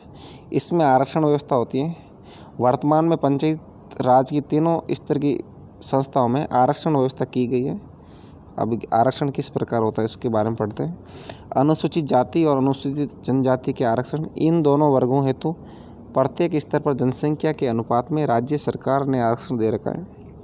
यानी जितनी पॉपुलेशन होगी उतनी संख्या में इनके सरपंच, पंच, पंचायत समिति सदस्य, प्रधान, जिला परिषद सदस्य और जिला प्रमुख बनेंगे और बारी बारी से आवर्तित रोटेशन होता रहता है। महिलाओं के लिए आरक्षण, इस अधिनियम के तहत राज्य में महिलाओं हेतु प्रत्येक वर्ग में 1/3 स्थान आरक्षित किए गए हैं। यानी महिलाओं हेतु 33% सीटें रिजर्व हैं और ये भी बारी बारी चक्रानुक्रम पद्धति से आरक्षित होते हैं। ये रोटेशन अनुसार चेंज होती रहती है। राज्य सरकार ने 2009 में पंचायती राज और नगरीय शासन में महिलाओं के लिए 50% स्थान आरक्षण किए थे। यानी 2009 में जो चेंजमेंट हुआ है और 50% सीटें महिलाओं के लिए रिजर्व की गई। अब नेक्स्ट देखते हैं पिछड़े वर्गों हैं तो आरक्षण। देखते दोस्तों कितना बड़ा टॉपिक है, ज़्यादा बड़ा नहीं। अब पंचायती राज में पिछड़े वर्गों हेतु भी राज्य सरकार ने जनसंख्या के अनुपात में आरक्षण दे रखा है। जो वर्तमान में 21% सीटें ओबीसी हेतु रिजर्व होती हैं। अध्यक्ष पदों पर आरक्षण, पंचायती राज में अब अध्यक्षों के लिए भी उक्त तीनों प्रकार का आरक्षण दिया जाता है। जो अध्यक्ष होते हैं मित्रों, चाहे सरपंच हो, चाहे प्रधान हो, चाहे जिला प्रमुख हो, उनको भी SC, ST, OBC और महिला को आरक्षण मिलता है। कार्यकाल, पंचायती राज संस्थाओं का कार्यकाल अब 5 वर्ष निश्चित किया गया है। इससे पूर्व किसी कारण से इन संस्थाओं का भंग करना पड़े तो 6 माह के अंदर ही पुनः चुनाव करवाना अनिवार्य है। यानी ये संस्थाएं भंग हो जाए तो 6 माह के अंदर ही चुनाव करवाना पड़ता है। इन पंचायत राज संस्थाओं हेतु राज्य निर्वाचन आयोग का गठन किया गया है और इनके चुनाव राज्य निर्वाचन आयोग करवाता है और निर्वाचन आयोग चुनाव विधानसभा और लोकसभा के करवाता है। अब आगे देखते हैं ग्राम सभा का गठन। प्रत्येक ग्राम पंचायत क्षेत्र पर एक ग्राम सभा का गठन होगा और उस ग्राम पंचायत क्षेत्र के समस्त वयस्क मतदाता उसके सदस्य होंगे। ग्राम सभा में सभी वयस्क मतदाता होते हैं, वो ग्राम सभा के सदस्य होते हैं। वर्तमान में राजस्थान में वर्ष में 4 बार इसकी बैठकें आयोजित की जाती हैं। साल में 4 बार इस ग्राम सभा की बैठक होती है, जबकि 2 बार प्रत्येक वर्ष में बैठकें अनिवार्य हैं और साल में 2 बार बैठक जरूर होती है, लेकिन 4 बार आयोजित करवाते हैं। कार्य और शक्तियाँ। पंचायती राज संस्थाओं को संविधान की 11वीं अनुसूची में वर्णित 29 विषयों पर निर्णय लेकर कार्य करने की शक्तियाँ प्रदान की गई हैं। त्रिस्तरीय व्यवस्था। प्रत्येक जिले में त्रिस्तरीय व्यवस्था की गई है। पहली व्यवस्था है ग्राम पंचायत स्तर पर। ग्राम पंचायत सभी वार्ड पंचों, उप सरपंच, सरपंच से मिलकर बनती है। ग्राम पंचायत में वार्ड पंच, उप सरपंच और सरपंच को मिलाकर ग्राम पंचायत बनती है तथा एक सरकारी कर्मचारी ग्राम सचिव होता है और एक प्रशासनिक अधिकारी होता है जो ग्राम विकास अधिकारी बोलते हैं या ग्राम सेवक। माह में 2 बार इसकी बैठक होती है। 1 महीने में 2 बार ग्राम पंचायत की बैठक होती है। फिर आगे देखते हैं पंचायत समिति। प्रत्येक विकास खंड में निर्वाचित पंचायत समिति सदस्य, उप प्रधान और प्रधान मिलकर खंड स्तर की संस्था बनाते हैं। इसमें पंचायत समिति के अंदर पंचायत समिति सदस्य, उप प्रधान और प्रधान मिलकर इस संस्था का निर्माण करते हैं। इनके साथ सरकारी अधिकारी, विकास अधिकारी होते हैं और इन पर मित्रों डीओ लगा होता है, विकास अधिकारी। और जिला परिषद पंचायती राज की सर्वोच्च संस्था प्रत्येक जिला स्तर पर जिला परिषद नाम से गठित है। राज्य में इसमें जिला परिषद सदस्य, उप जिला प्रमुख तथा जिला प्रमुख होते हैं तथा एक मुख्य कार्यकारी अधिकारी रहता है, एक सीओ रहता है, मुख्य कार्यकारी अधिकारी। सरपंच को छोड़कर शेष अध्यक्षों, उपाध्यक्षों, प्रधान, उप प्रधान, जिला प्रमुख, उप जिला प्रमुख का निर्वाचन सदस्यों द्वारा होता है। यानी जितने भी पोस्ट हैं मित्रों, ये सदस्य मिलकर इनको निर्वाचित करते हैं। सरपंच का चुनाव सीधा होता है। वर्तमान में राजस्थान में 9177 ग्राम पंचायतें, 248 पंचायत समितियां और 33 जिला परिषद हैं। तो मित्रों आपको अभी इनको याद नहीं करना है क्योंकि ये इनमें चेंज बदली हुई है। जिला परिषद सही है 33 है वर्तमान में, क्योंकि जितने ज़िले हैं उतनी जिला परिषदें हैं। ग्राम पंचायतें भी 10,000 से ऊपर हो गई हैं और पंचायत समितियाँ मित्रों 300 और कुछ है। हम पढ़ाऊँगा, मैं अभी बाद में आपको करेक्ट करके बताऊँगा। जिनके सदस्य व अध्यक्ष पद पर 21 वर्ष आयु का संबंधित क्षेत्र का मतदाता निर्वाचन लड़ सकता है। राजस्थान में पंचायती राज का स्वरूप निम्न चार्ट से समझाया गया है। ये चार्ट है मित्रों। पंचायती राज ग्रामीण स्थानीय स्वशासन संस्था है, जिला परिषद, पंचायत समिति और ग्राम पंचायत। इनको देखते हैं।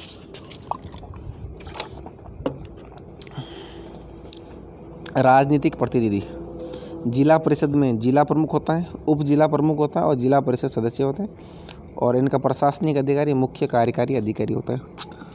पंचायत समिति में प्रधान, उप प्रधान और पंचायत समिति सदस्य होते हैं और इनका प्रशासनिक अधिकारी होता है विकास अधिकारी। ग्राम पंचायत में सरपंच, उप सरपंच और पंच होते हैं और प्रशासनिक अधिकारी ग्राम सेवक होता है। दोस्तों ये हमारा टॉपिक कंप्लीट होता है। अब हम इसके अभ्यास प्रश्न करेंगे जिसमें वस्तुनिष्ठ प्रश्न करेंगे। राजस्थान में एकीकरण से पूर्व कितनी रियासतें थी? 19 रियासत थी मित्रों। राजस्थान दिवस प्रतिवर्ष कब मनाया जाता है? तो 30 मार्च को। जो मित्रों चौथा चरण था 30 मार्च 1949 ईस्वी को बना था, जिसमें राजस्थान की 4 बड़ी रियासतें जयपुर, जोधपुर, बीकानेर और जैसलमेर राजस्थान में मिली थी। तो उसी दिन से राजस्थान दिवस मनाया जाता है। राजस्थान एकीकरण कुल कितने चरणों में संपन्न हुआ? 7 चरणों में। 1 नवंबर 1956 ईस्वी को अंतिम चरण बना था और पहला चरण 18 मार्च 1948 ईस्वी को बना था।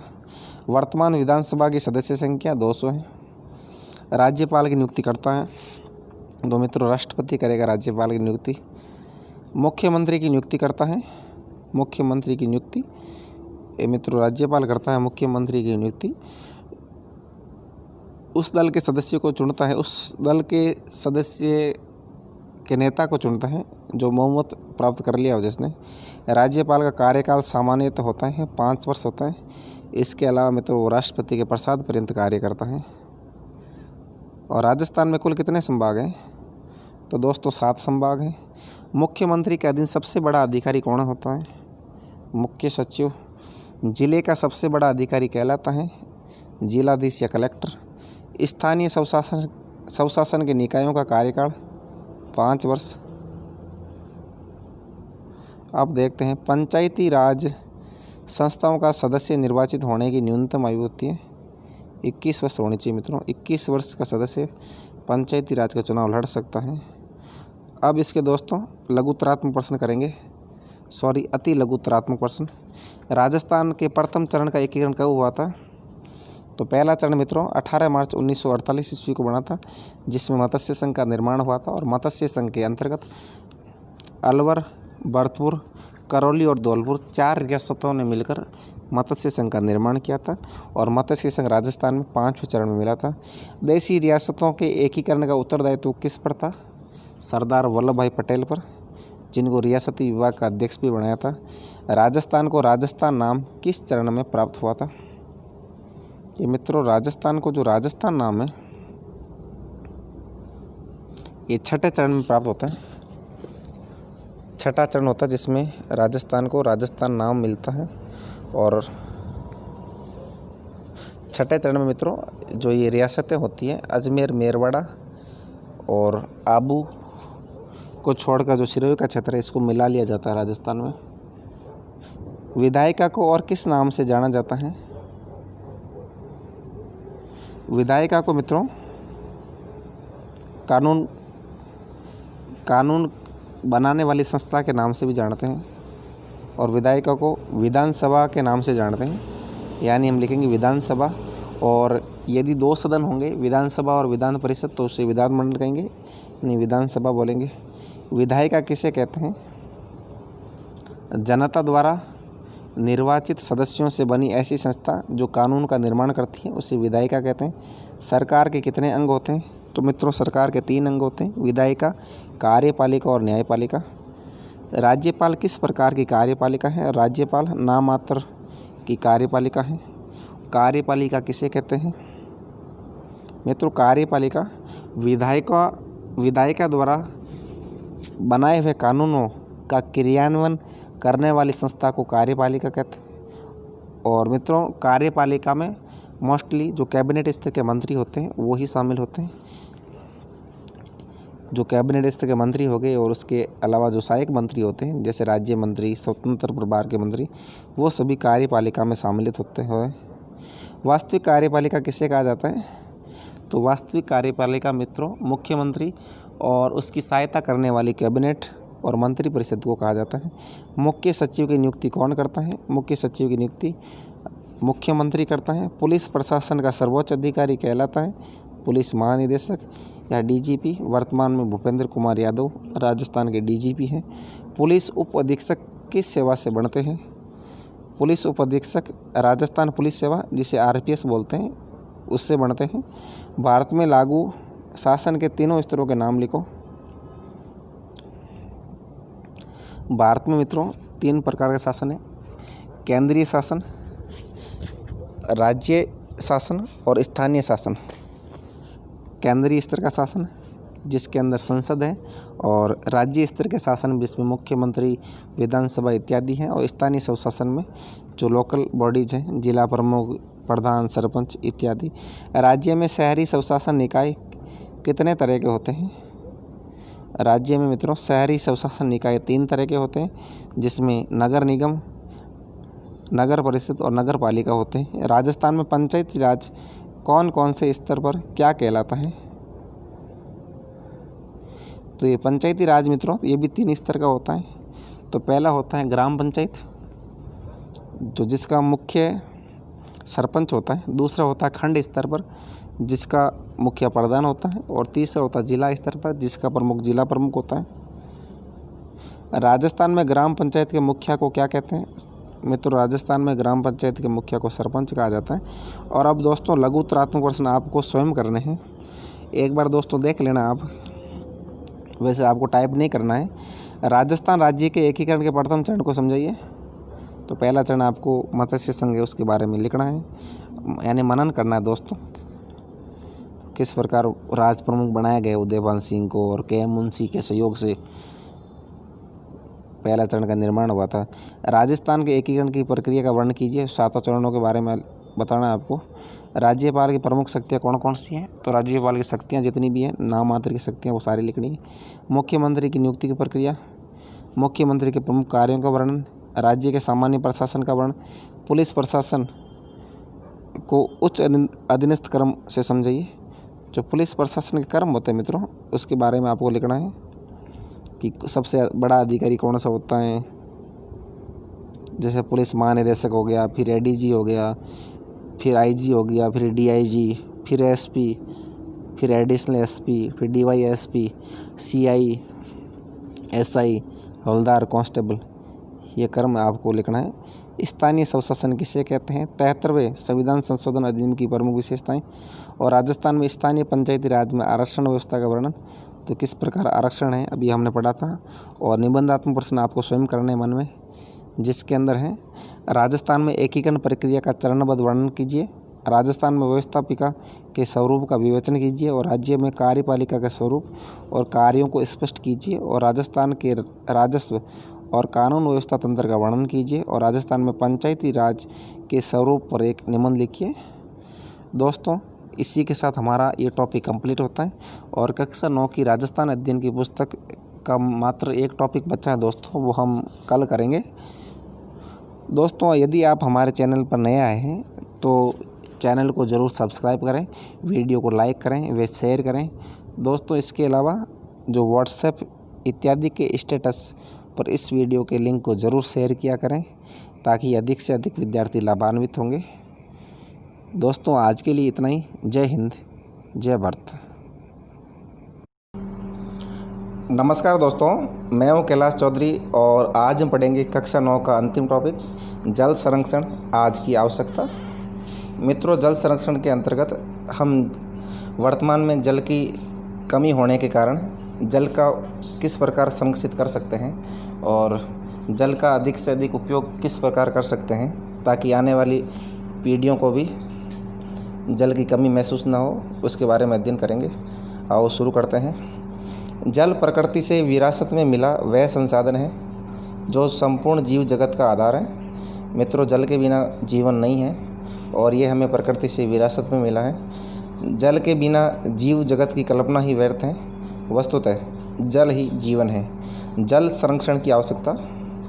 अब हम इसमें यह पढ़ेंगे कि जल संरक्षण की आवश्यकता क्यों पड़ी हमें। भूमंडल पर दृष्टि डालने पर पृथ्वी के 70% भाग पर पानी दृष्टिगोचर होता है।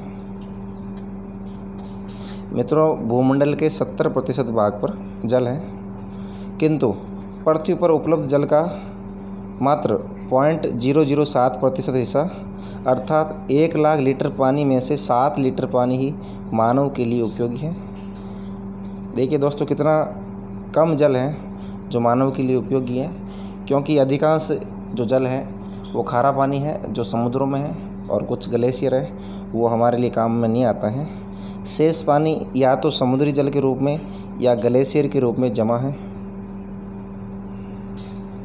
आगे देखते हैं। सारे विश्व में जल का संकट है, किंतु भारत की स्थिति अधिक गंभीर है क्योंकि यहाँ दुनिया की 16% आबादी निवास करती है, जबकि पानी केवल 4% ही उपलब्ध है। मित्रों, भारत की जनसंख्या विश्व का 6वां भाग भारत में है और पानी केवल 4% है।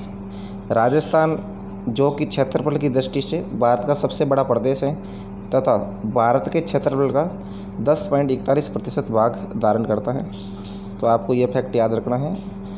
राजस्थान का भारत के कुल क्षेत्रफल में हिस्सा 10.41%, उसमें भारत का मात्र 1% जल उपलब्ध है, यानी राजस्थान में भारत के संपूर्ण जल का मात्र 1% हिस्सा ही विद्यमान है। इतना बड़ा राज्य होने के बावजूद राजस्थान के अलग अलग भागों में जल का वितरण भी असमान है। राजस्थान की भौगोलिक परिस्थितियाँ अत्यधिक विषम है। यहाँ वार्षिक औसत वर्षा सबसे कम तो है ही। 12 मास बहने वाली नदियों का अभाव है। मित्रों, राजस्थान में 12 मास वाली नदियाँ मात्र एकमात्र नदी हैं, चंबल नदी। बाकी जो भी नदियाँ हैं केवल बरसात के समय चलती हैं। राजस्थान का पश्चिमी भाग मरुभूमि तो सदियों से अकाल और सूखे की चपेट में रहा है। ये दोस्तों जो थार का मरुस्थल है, यहाँ जल का अभाव है। ऐसा माना जाता है कि पहले यहाँ समुद्र हुआ करते थे, करोड़ों साल पहले की बात है, और सरस्वती नदी बहा करती थी, लेकिन वो अब ज़मीन में धंस चुकी है। यहाँ दूर दूर तक पानी के दर्शन नहीं होते हैं तथा कई स्थानों पर बच्चों ने वर्षों तक वर्षा नहीं देखी होती है।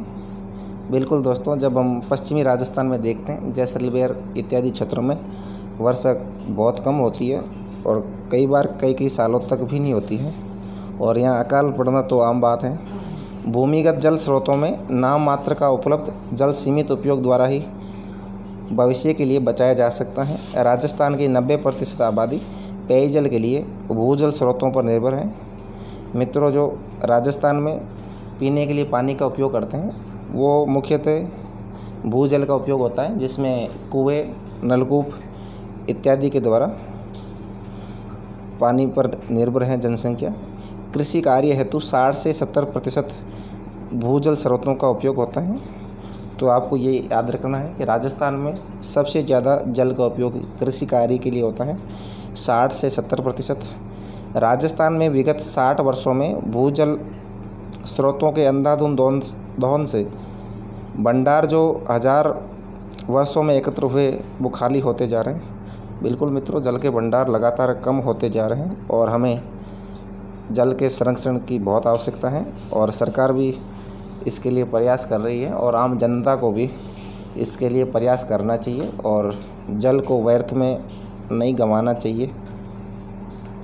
सतही पानी के स्रोत नदी, झील, तालाब आदि संकटपूर्ण स्थिति में है। पर्यावरणीय कारण जैसे ग्लोबल वार्मिंग और मनुष्य जनित कारण जैसे बढ़ती जनसंख्या, अधिक खाद्यान्न उत्पादन, औद्योगिकीकरण, शहरीकरण के कारण सतह के जल स्रोत अपना अस्तित्व खोते जा रहे हैं। ये दोस्तों, जैसे जैसे औद्योगिकरण बढ़ रहा है, शहरीकरण हो रहा है, वैसे वैसे नदी, नाले, तालाब इत्यादि खत्म होते जा रहे हैं। पानी के अंधाधुंध दोहन के कारण ज़मीन के नीचे भंडार तो खाली हो रहे हैं, नदियाँ भी वर्षा के कुछ माह बाद ही सूख जाती हैं। बिल्कुल मित्रों, नदियाँ राजस्थान में बहुत कम हैं, और जो भी है केवल वर्षा के समय ही चलती हैं। केवल नाम मात्र की नदियाँ हैं, बाकी ऐसे धरातल पर देखें तो नदियाँ कुछ है ही नहीं। केवल एक नदी है चंबल नदी, और एक दो और गिन लो, बनास, लूणी। नदियों के जल प्रवाह में लगातार कमी आ रही है। सिंचाई और घरेलू उत्पादन के लिए नदियों से पानी का दोहन कई गुना बढ़ गया है। शहरी जनसंख्या हेतु दूर से किसी नदी का पानी लाकर शहरों की प्यास बुझाने का कार्य किया जा रहा है। जैसे मित्रों, इंदिरा गांधी नहर का पानी भी कई शहरों में लाया गया है, और जो बिसलपुर बांध परियोजना है, ये टोंक के आसपास वाला क्षेत्र है। बिसलपुर, टोंक, जयपुर, लालसोट इत्यादि क्षेत्रों में पानी का उपयोग किया जा रहा है, किंतु इस हेतु बड़े बांध और बड़ी नहरें बनाना भावी जल संकट की स्थायी समाधान नहीं है, क्योंकि जब तक जल की बर्बादी पर प्रभावी रोक नहीं होगी, आसानी से नाम मात्र के मूल्य पर सरकार द्वारा उपलब्ध करवाए जा रहे जल का आम जनता मूल्य नहीं समझ सकेगी। जल की बर्बादी रोकने से अभिप्राय ये नहीं है कि हम लोगों को जल न पीने दें। बिल्कुल मित्रों, जो जल संरक्षण की बात कर रहे हैं उसमें यह होता है कि जल का उपयोग करें, लेकिन जितनी ज़रूरत हो उतना ही जल का उपयोग करें, और पानी को फालतू न बहाएं, वेस्टेज ना करें, अर्थात जल की अच्छी प्रकार से रक्षा करें। अतः जल का विवेकपूर्ण व समुचित उपयोग ही संरक्षण है। मानव द्वारा जल संसाधनों के अत्यधिक और अविवेकपूर्ण दोहन और जल स्रोतों की दुर्दशा का सर्वाधिक नुकसानदायी दुष्प्रभाव जल प्रदूषण के कारण जीव जंतुओं और वनस्पति पर पड़ा है, किंतु इसके दुष्प्रभाव से स्वयं मानव भी नहीं बच सका है। बिल्कुल दोस्तों, जब प्रदूषित पानी होता है उससे सबसे ज़्यादा मनुष्य को नुकसान होता है, क्योंकि मनुष्य ही उस पानी को पीता है और गंभीर बीमारियों का सामना करना पड़ता है। प्रदूषित पानी से प्रतिवर्ष भारत में 1 लाख लोगों की मृत्यु हो रही है। देखिए दोस्तों, कितने ज़्यादा लोग प्रदूषित पानी की वजह से मर जाते हैं। इसलिए ज़्यादातर लोग अब आरओ वगैरह लगवा रहे हैं ताकि वो साफ जल पी सकें। लेकिन जो वर्षा का जल होता है मित्रों, उसके बराबर शुद्ध जल कोई सा नहीं होता है।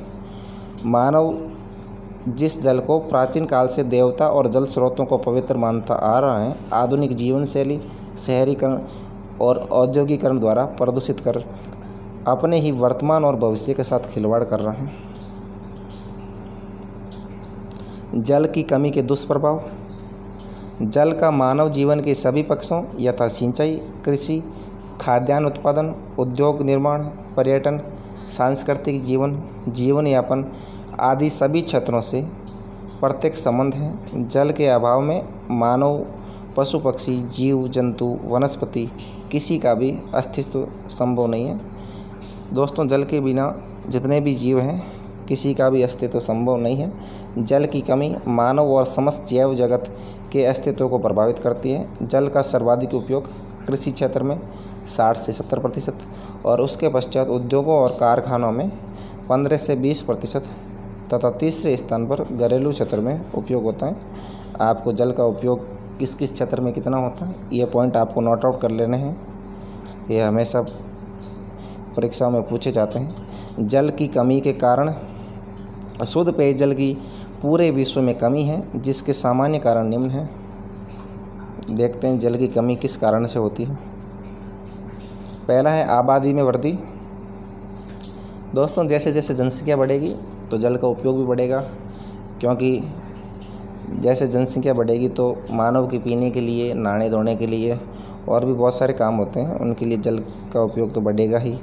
बढ़ती आबादी हेतु अधिक पानी, भोजन, कृषि कार्यों और औद्योगिक इकाइयों द्वारा पानी का अधिक उपयोग प्रमुख कारण है।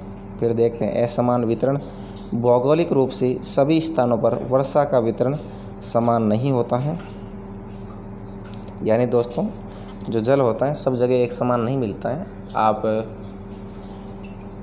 जो रेगिस्तान में देखेंगे तो यहाँ जल का अभाव है, और आप मध्य भारत में चले जाओ, वहाँ बहुत सारी नदियाँ हैं तो वहाँ जल अधिक मिलेगा। भारत में मानसूनी वर्षा का अधिकांश भाग अंततः समुद्र से जा गिरता है तथा कई स्थान उसी समय सूखाग्रस्त होते हैं। देखिए दोस्तों, कितनी विडंबना है। कई जगह तो भारत में बाढ़ आती है जल की, जैसे कोसी हो गई इत्यादि क्षेत्रों में। बंगाल के कुछ क्षेत्रों में हमेशा बाढ़ग्रस्त रहते हैं और भारत के कुछ क्षेत्र हमेशा सूखाग्रस्त रहते हैं। जैसे राजस्थान का पश्चिमी क्षेत्र हो गया, विदर्भ हो गया, महाराष्ट्र में सौराष्ट्र हो गया। यहाँ जल की बहुत ज़्यादा कमी है और किसान लगातार आत्महत्या करते जा रहे हैं। इसलिए सरकार को नदियों को आपस में जोड़ने का प्रयत्न करना चाहिए, ताकि संपूर्ण भारत में जल का अधिकाधिक उपयोग किया जा सके। फिर ये बांध और एनीकट कृषि कार्य और औद्योगिक उपयोग हेतु जल भंडारण के उद्देश्य से बांध बनाए गए, किंतु बांधों में मिट्टी के बहाव से उनकी क्षमता धीरे धीरे कम हो जाती है तथा कई स्थानों पर बांधों के टूटने से विनाश लीला भी होती है। फिर आगे देखते हैं पानी का अधिक उपयोग। पानी के अधिक उपयोग ने पानी का अभाव उत्पन्न किया। आधुनिक जीवन शैली, टब बाथ व्यवस्था। ये मित्रों, जो टब बाथ व्यवस्था है ये एक तरह से बहुत ख़राब है, क्योंकि इसमें अधिक पानी खर्च होता है।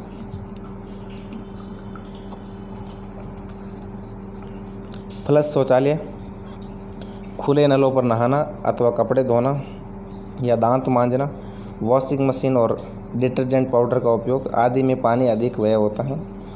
फिर प्रति मनुष्य प्रतिदिन जल का खर्च। ये दोस्तों, प्रतिदिन एक मनुष्य कितना खर्च करता है जल का, इसका एवरेज बताया गया है। दांत मांजने में 2 से 8 लीटर खर्च होता है। शौचालय फ्लश में 15 से 40 लीटर। नलों के रिसने से 10 लीटर। खुले नल के नीचे हाथ धोने से 2 से 8 लीटर। बर्तन धोने में 10 से 20 लीटर। कपड़े धोने में 20 से 40 लीटर। शॉवर या बाथरूम में 20 से 200 लीटर, सफाई करने में 15 से 20 लीटर, पीने के लिए पानी में 3 से 6 लीटर और अन्य खर्च में 10 लीटर। इस तरह सामान्य जो जल का खर्च होता है एक मनुष्य 100 लीटर करता है, धनी वर्ग 100 लीटर करता है और बाथ टब संस्कृति वाले 360 से 400 लीटर करते हैं। देखिए मित्रों, जो बाथ टब वाली कल्चर है इसमें 4 गुना ज़्यादा जल का खर्च हो रहा है, जो बहुत ही नुकसानदेह है जल के लिए। फिर आगे देखते हैं जल प्रदूषण। उद्योगों से अपशिष्ट जल, जिनमें अनेक प्रकार की अशुद्धियाँ होती हैं, सीधे ही पीने के पानी के स्रोतों में छोड़ दिया जाता है। इस प्रकार घरेलू अपशिष्ट भी नाली के रास्ते किसी पानी के स्रोत में जा मिलते हैं। इससे वे स्रोत जो लोगों के पीने के पानी की पूर्ति करते हैं वे उपयोग लायक नहीं रहते हैं तथा उनका उपयोग बंद हो जाता है, जिससे पानी का अभाव हो जाता है। फिर नेक्स्ट देखते हैं वर्षा के पानी का उपयोग नहीं होना। वर्षा का जल बिना किसी उपयोग के समुद्र में चला जाता है। यदि इस जल का प्रभावी संचय किया जाता तो कई समस्याओं का समाधान किया जा सकता है। ये मित्रों, जो वर्षा का जल होता है ये शुद्ध होता है बिल्कुल। ये जीके में सवाल पूछा जाता है, साइंस में भी पूछा जाता है कि शुद्ध जल कौन सा होता है, तो आपको करना वर्षा का जल। राजस्थान की परिस्थितियों में सभी क्षेत्रों में विकास और वृद्धि के लिए जल संरक्षण अत्यंत आवश्यक है। राजस्थान की अर्थव्यवस्था और जनता का बड़ा भाग कृषि और पशुपालन से जुड़ा है। औद्योगिक विकास वर्तमान की आवश्यकता है। इन सभी क्षेत्रों के लिए जल की लगातार उपलब्धता अति आवश्यक है। साथ ही जनसंख्या के अधिकांश भाग को आवश्यकता अनुसार स्वच्छ पेयजल मिल सके। इस हेतु सरकार और समाज के सभी वर्गों को भविष्य को ध्यान में रखते हुए उपयोगी कदम उठाने चाहिए। अब देखते हैं जल संरक्षण के उपाय। इसमें हम ये पढ़ेंगे कि हम किस प्रकार जल को संरक्षित कर सकते हैं, वो विधियाँ देखेंगे। जल का जीवन के जिन क्षेत्रों में उपयोग हो रहा है वहाँ उचित और मितव्ययितापूर्ण उपयोग कर बचाया जा सकता है। इस हेतु किए जाने वाले उपायों को सुविधा हेतु निम्नानुसार वर्गीकृत किया जा सकता है। इसका देखते हैं डिवाइडेशन। अब पहला उपाय है दोस्तों, सरकार के स्तर पर किए जाने वाले उपाय। सरकार अपने स्तर पर उपाय करे। फिर है सामाजिक स्तर पर, समाज करे उसमें। घरेलू स्तर पर जो हम खुद जल बचा सकते हैं घरेलू स्तर पर। औद्योगिक इकाइयों द्वारा, स्थानीय शासन द्वारा, जो हमारी लोकल गवर्नमेंट होती है उनके द्वारा, कृषि के क्षेत्र में। अब देखते हैं सरकार के स्तर पर किए जाने वाले उपाय। इसको मित्रों हम डिटेल में पढ़ेंगे। सरकार की जन कल्याणकारी योजनाओं में जनता को स्वच्छ पेयजल उपलब्ध करवाना प्राथमिक कार्य है। इस हेतु 1986 ईस्वी में राष्ट्रीय पेयजल मिशन स्थापित किया गया। आपको मित्रों ये पॉइंट नोट आउट कर लेना है कि राष्ट्रीय पेयजल मिशन कब शुरू किया गया, 1986 ईस्वी में। ये मित्र दोस्तों ये सवाल होते हैं, ये लगातार पूछे जाने वाले प्रश्न हैं, जिसमें देश में उपलब्ध जल को प्राथमिकता के आधार पर पेयजल, कृषि, जल विद्युत, जल परिवहन, उद्योग आदि में प्रयुक्त किए जाने का निश्चय किया गया। फिर नेक्स्ट देखते हैं। जल संरक्षण के लिए आवश्यक है कि सरकार जल निकायों जैसे बांध, नहरों आदि की समयानुसार मरम्मत, नवीनीकरण कराए। जल निकायों की भंडारण क्षमता में वृद्धि करें। भूजल पुनर्भरण हेतु नई प्रविधियों की उपलब्धि करवाएं। शहरी क्षेत्रों में जल की बर्बादी और अनियंत्रित प्रयोग को रोकने के लिए कानून बनाएं। जल प्रदूषण रोकने के लिए तथा औद्योगिक अपशिष्ट जल के उपचार हेतु उचित व्यवस्था सुनिश्चित करावें। कृषि उत्पादकता में सुधार हेतु प्रभावी क्रियान्वयन सुनिश्चित करावें। मित्रों ये गवर्नमेंट को ये प्रयास करने चाहिए जो हमने ऊपर पढ़े हैं। राजस्थान सरकार ने जल संरक्षण कार्यक्रम के अंतर्गत समस्त सरकारी भवनों में वर्षा जल संचय अनिवार्य किया है। बिल्कुल दोस्तों, सरकार ने ये प्रयास किया है जो समस्त सरकारी विद्यालयों के अंदर वर्षा जल संचय को अनिवार्य किया है। लेकिन मित्रों आपने अब आपके आसपास जितनी भी सरकारी स्कूलें हैं वहाँ ऐसी चीज़ें नहीं देखी होगी। क्योंकि ये ज़्यादातर जो हम पढ़ते हैं ये केवल किताबों की बातें हैं। धरातल पर जो सारी जितनी भी योजनाएं हैं वो काम नहीं कर पाती हैं।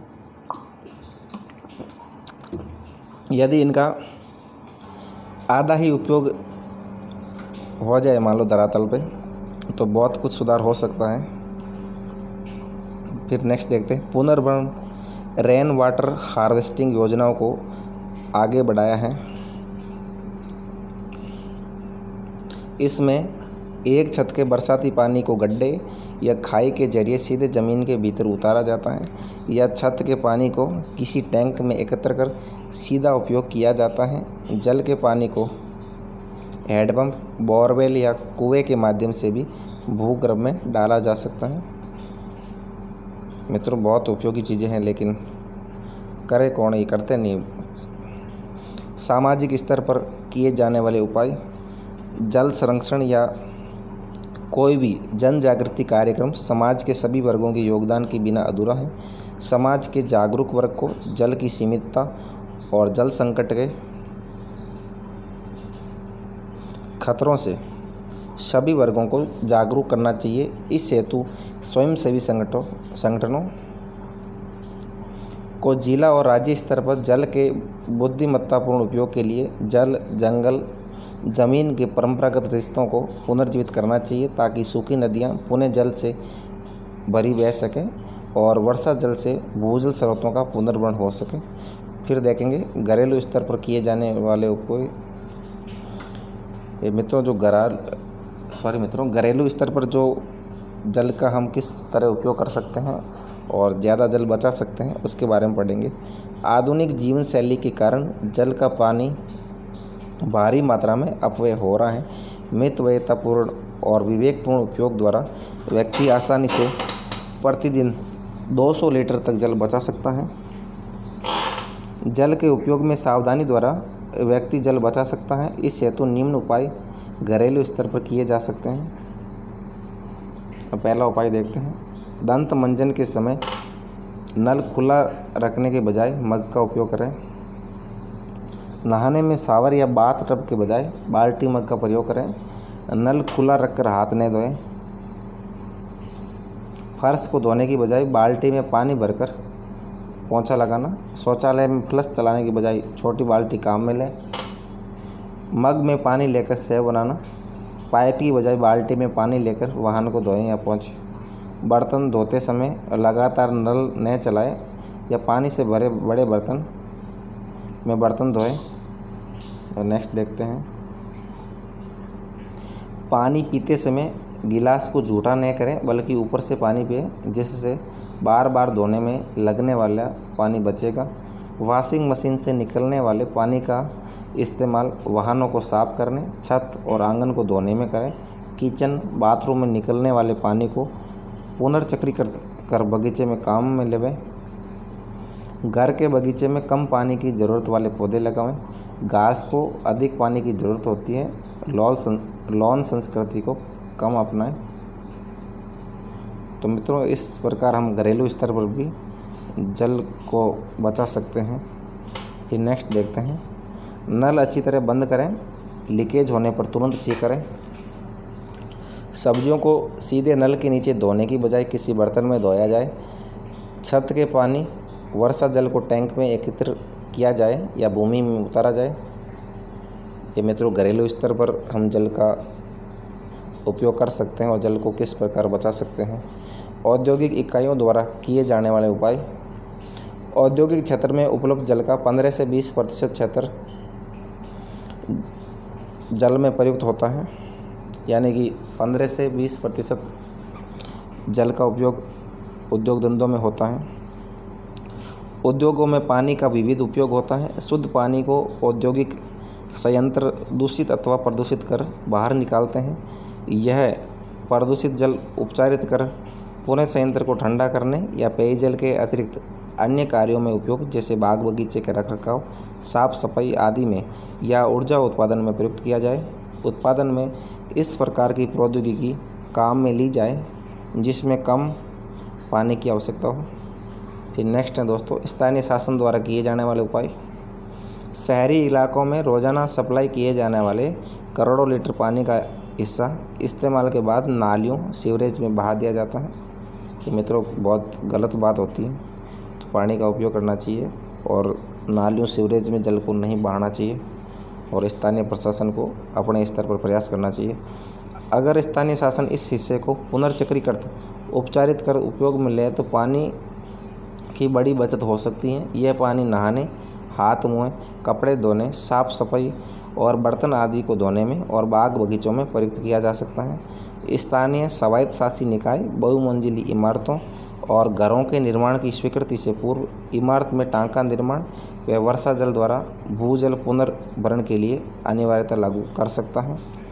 शहरों और गाँवों में गैर जिम्मेदार व्यक्तियों द्वारा अवैध जल कनेक्शन लेने, जलापूर्ति के समय घरों में अवैध बूस्टर लगाकर अधिक पानी खींचने, मापदंडों से बड़ी लाइन के जरिए अधिक जल भंडारण और दुरुपयोग करने वालों के खिलाफ दंडात्मक कार्रवाई की जाए। पानी की पाइपलाइन से होने वाले रिसाव को रोकें। स्थानीय स्तर पर पुराने जल स्रोतों को पुनर्जीवित करने के प्रयास किए जाएं। कुएं और तालाबों की नियमित सफाई हो तथा तालाबों की मिट्टी को नियमित रूप से निकाला जाए। बिल्कुल दोस्तों, अब आगे देखते हैं कृषि के क्षेत्र में किए जाने वाले उपाय। दोस्तों, कृषि के क्षेत्र में जल का सबसे अधिक उपयोग होता है 60 से 70%। और कृषि के क्षेत्र में हम जल को किस प्रकार बचा सकते हैं, कम उपयोग ले सकते हैं और अधिक फसल का उत्पादन कर सकते हैं। राजस्थान कृषि प्रधान राज्य है। यहाँ पर उपलब्ध जल का 60 से 70% हिस्सा कृषि के क्षेत्र में प्रयुक्त किया जाता है। कृषक अपने खेत में आए वर्षा जल को मेड़ बनाकर रोके अथवा किसी उचित स्थान पर पक्का या कच्चा टांका निर्माण कर वर्षा के जल को भूजल स्रोत के पुनर्भरण हेतु प्रयुक्त करें। इस हेतु सीधे ज़मीन में गड्ढे के जरिए या खाई बनाकर भूगर्भीय जल भंडार में उतार सकता है। कुओं के जरिए कार्य किया जा सकता है। ट्यूबवेल में एक विशेष फिल्टर लगाकर पाइप के जरिए पानी उतारा जा सकता है। छत या खेत के पानी को सीधे किसी टैंक में जमा कर सकता है। राज्य की परिस्थिति के अनुरूप कम जल खपत वाली फसलें बोएं। बिल्कुल दोस्तों, उन फसलों को बोना चाहिए जिनमें जल का उपयोग कम हो। गेहूँ, चावल, गन्ना जैसी नकदी फसलों के बजाय कम जल वाली फसलों का उत्पादन लें। फव्वारा सिंचाई और बूंद बूंद सिंचाई पद्धति का प्रयोग करें। जल संरक्षण के क्षेत्र में हो रहे नवीन अनुसंधान को कृषि के क्षेत्र में शीघ्रता से लागू करें। नए नए रिसर्च होते हैं, इनको भी कृषि के क्षेत्र में तीव्र अप्लाई करने की ज़रूरत है। जल संरक्षण में विद्यार्थियों का योगदान। विद्यार्थी वर्ग समाज का बड़ा वर्ग है तथा अपने आसपास की अच्छी जानकारी उसके पास होती है। जल के बुद्धिमत्तापूर्ण उपयोग की क्यों आवश्यकता है, यह बात यदि वह समझ जाता है तो वह भविष्य में आने वाले भीषण जल संकट से बचाव हेतु अपना सक्रिय योगदान दे सकता है। परिवार, पास पड़ोस, ग्राम नगर में होने वाले जल के अपव्यय, जल प्रदूषण, जल के दुरुपयोग को रोकने हेतु पीने के जल के स्रोतों के आसपास स्वच्छता बनाए रखने हेतु वृक्षारोपण हेतु समाज के सभी स्तरों पर जागरूकता उत्पन्न कर सकता है। इस हेतु वे विद्यालय में अर्जित ज्ञान और संचार के माध्यमों से प्राप्त जानकारी सरल और सहज रूप में जन जन तक पहुंचाकर जल संरक्षण के कार्य को मूर्त रूप दे सकता है। यदि मित्रों विद्यार्थी को जल संरक्षण का महत्व ज्ञात हो जाए और वो अपने जीवन में अमल में ले लें तो बहुत कुछ सुधार हो सकता है। विद्यार्थी स्वयं के उदाहरण द्वारा जल संरक्षण हेतु व्यक्ति को क्या करना चाहिए तथा क्या नहीं करना चाहिए का ज्ञान समाज के सभी वर्गों को करवा सकता है। अब नेक्स्ट पढ़ेंगे, जल जीवन की एक बुनियादी ज़रूरत है। जल संरक्षण से व्यक्ति परिवार ही नहीं बल्कि पूरे समाज और राष्ट्र का हित जुड़ा है। इस अभियान में भागीदारी द्वारा हम एक राष्ट्रीय समस्या को सुलझाने में सहयोग दे सकते हैं। सभी को पेयजल पहुंचाने और जल समस्या के स्थायी समाधान के लिए सरकार तो लगातार प्रयत्नशील है ही, किंतु जल की एक भी बूंद व्यर्थ न बहाने का हम सभी का संकल्प भावी जल संकट का समाधान है। इसके बारे में बड़े बुजुर्गों, बच्चों, पास पड़ोसियों, मित्रों, समूह से चर्चा कर उन्हें जल की बचत और संरक्षण के लिए जागरूक बनाना समय की मांग है। आइए हम सब मिलकर जल संरक्षण अभियान की सफलता के लिए कार्य करें। अब देखते हैं जल संरक्षण के बारे में कुछ तथ्य हैं, ये फैक्ट हैं। ये मित्रों फैक्ट बहुत इंपॉर्टेंट होते हैं और आपको ये सभी फैक्ट मुख्य ज़बानी याद होने चाहिए। ये फैक्ट पढ़ते हैं इनके बारे में।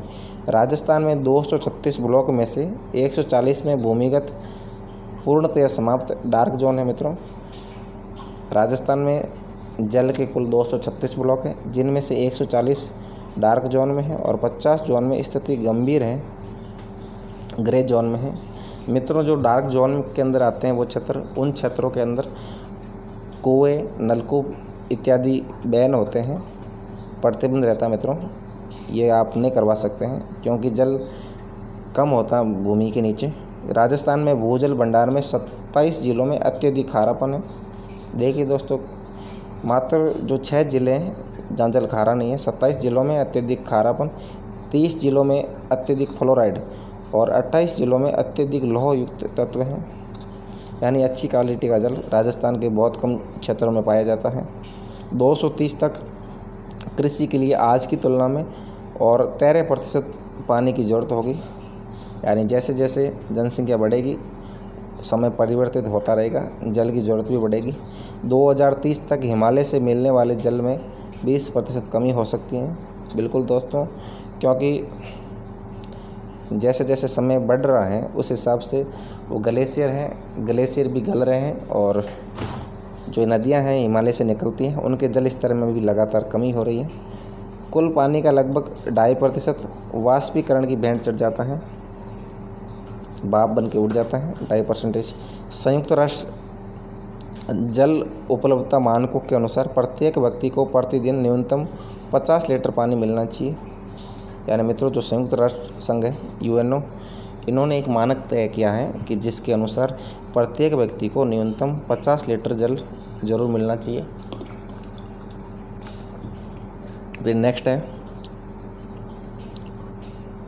भारतीय पैमाने के अनुसार 85 लीटर प्रतिदिन प्रति व्यक्ति को पानी मिलना चाहिए।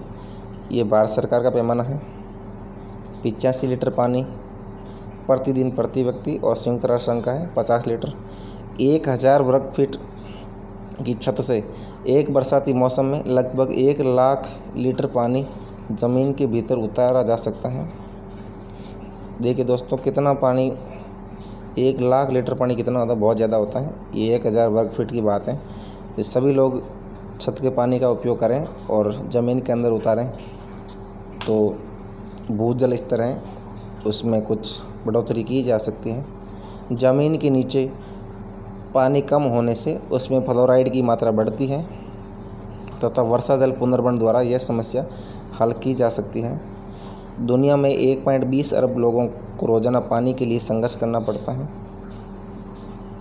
1.20 अरब लोग यानी कुल 7 अरब जनसंख्या विश्व के लगभग 15-16% जनसंख्या को जल के लिए संघर्ष करना पड़ता है। दुनिया के सबसे अधिक 22 लाख ट्यूबवेल भारत में है। सबसे ज़्यादा ट्यूबवेल है भारत में है 22 लाख। और विश्व जल दिवस ये आपको याद रखना है 22 मार्च को मनाया जाता है। ये मित्रों कई बार सवाल पूछा गया है, विश्व जल दिवस 22 मार्च को। दोस्तों इसी के साथ हमारा ये टॉपिक कंप्लीट होता है और हमारी जो कक्षा 9 की राजस्थान अध्ययन की पुस्तक हमने शुरू की वो भी कंप्लीट होती है। अब दोस्तों हम इसके वस्तुनिष्ठ प्रश्न करेंगे, उसके बाद अति लघुतात्मक प्रश्न देखेंगे। अब शुरू करते हैं ऑब्जेक्टिव प्रश्न। राजस्थान में जल का सर्वाधिक उपयोग किस क्षेत्र में होता है? तो राजस्थान में सबसे अधिक जल का उपयोग कृषि क्षेत्र में होता है, 60 से 70%। पीने योग्य पानी पृथ्वी के कुल जल का कितने प्रतिशत है? यह है व्यय होगा इसका 0.007%।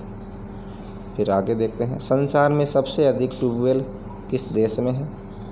भारत में है सबसे अधिक ट्यूबवेल।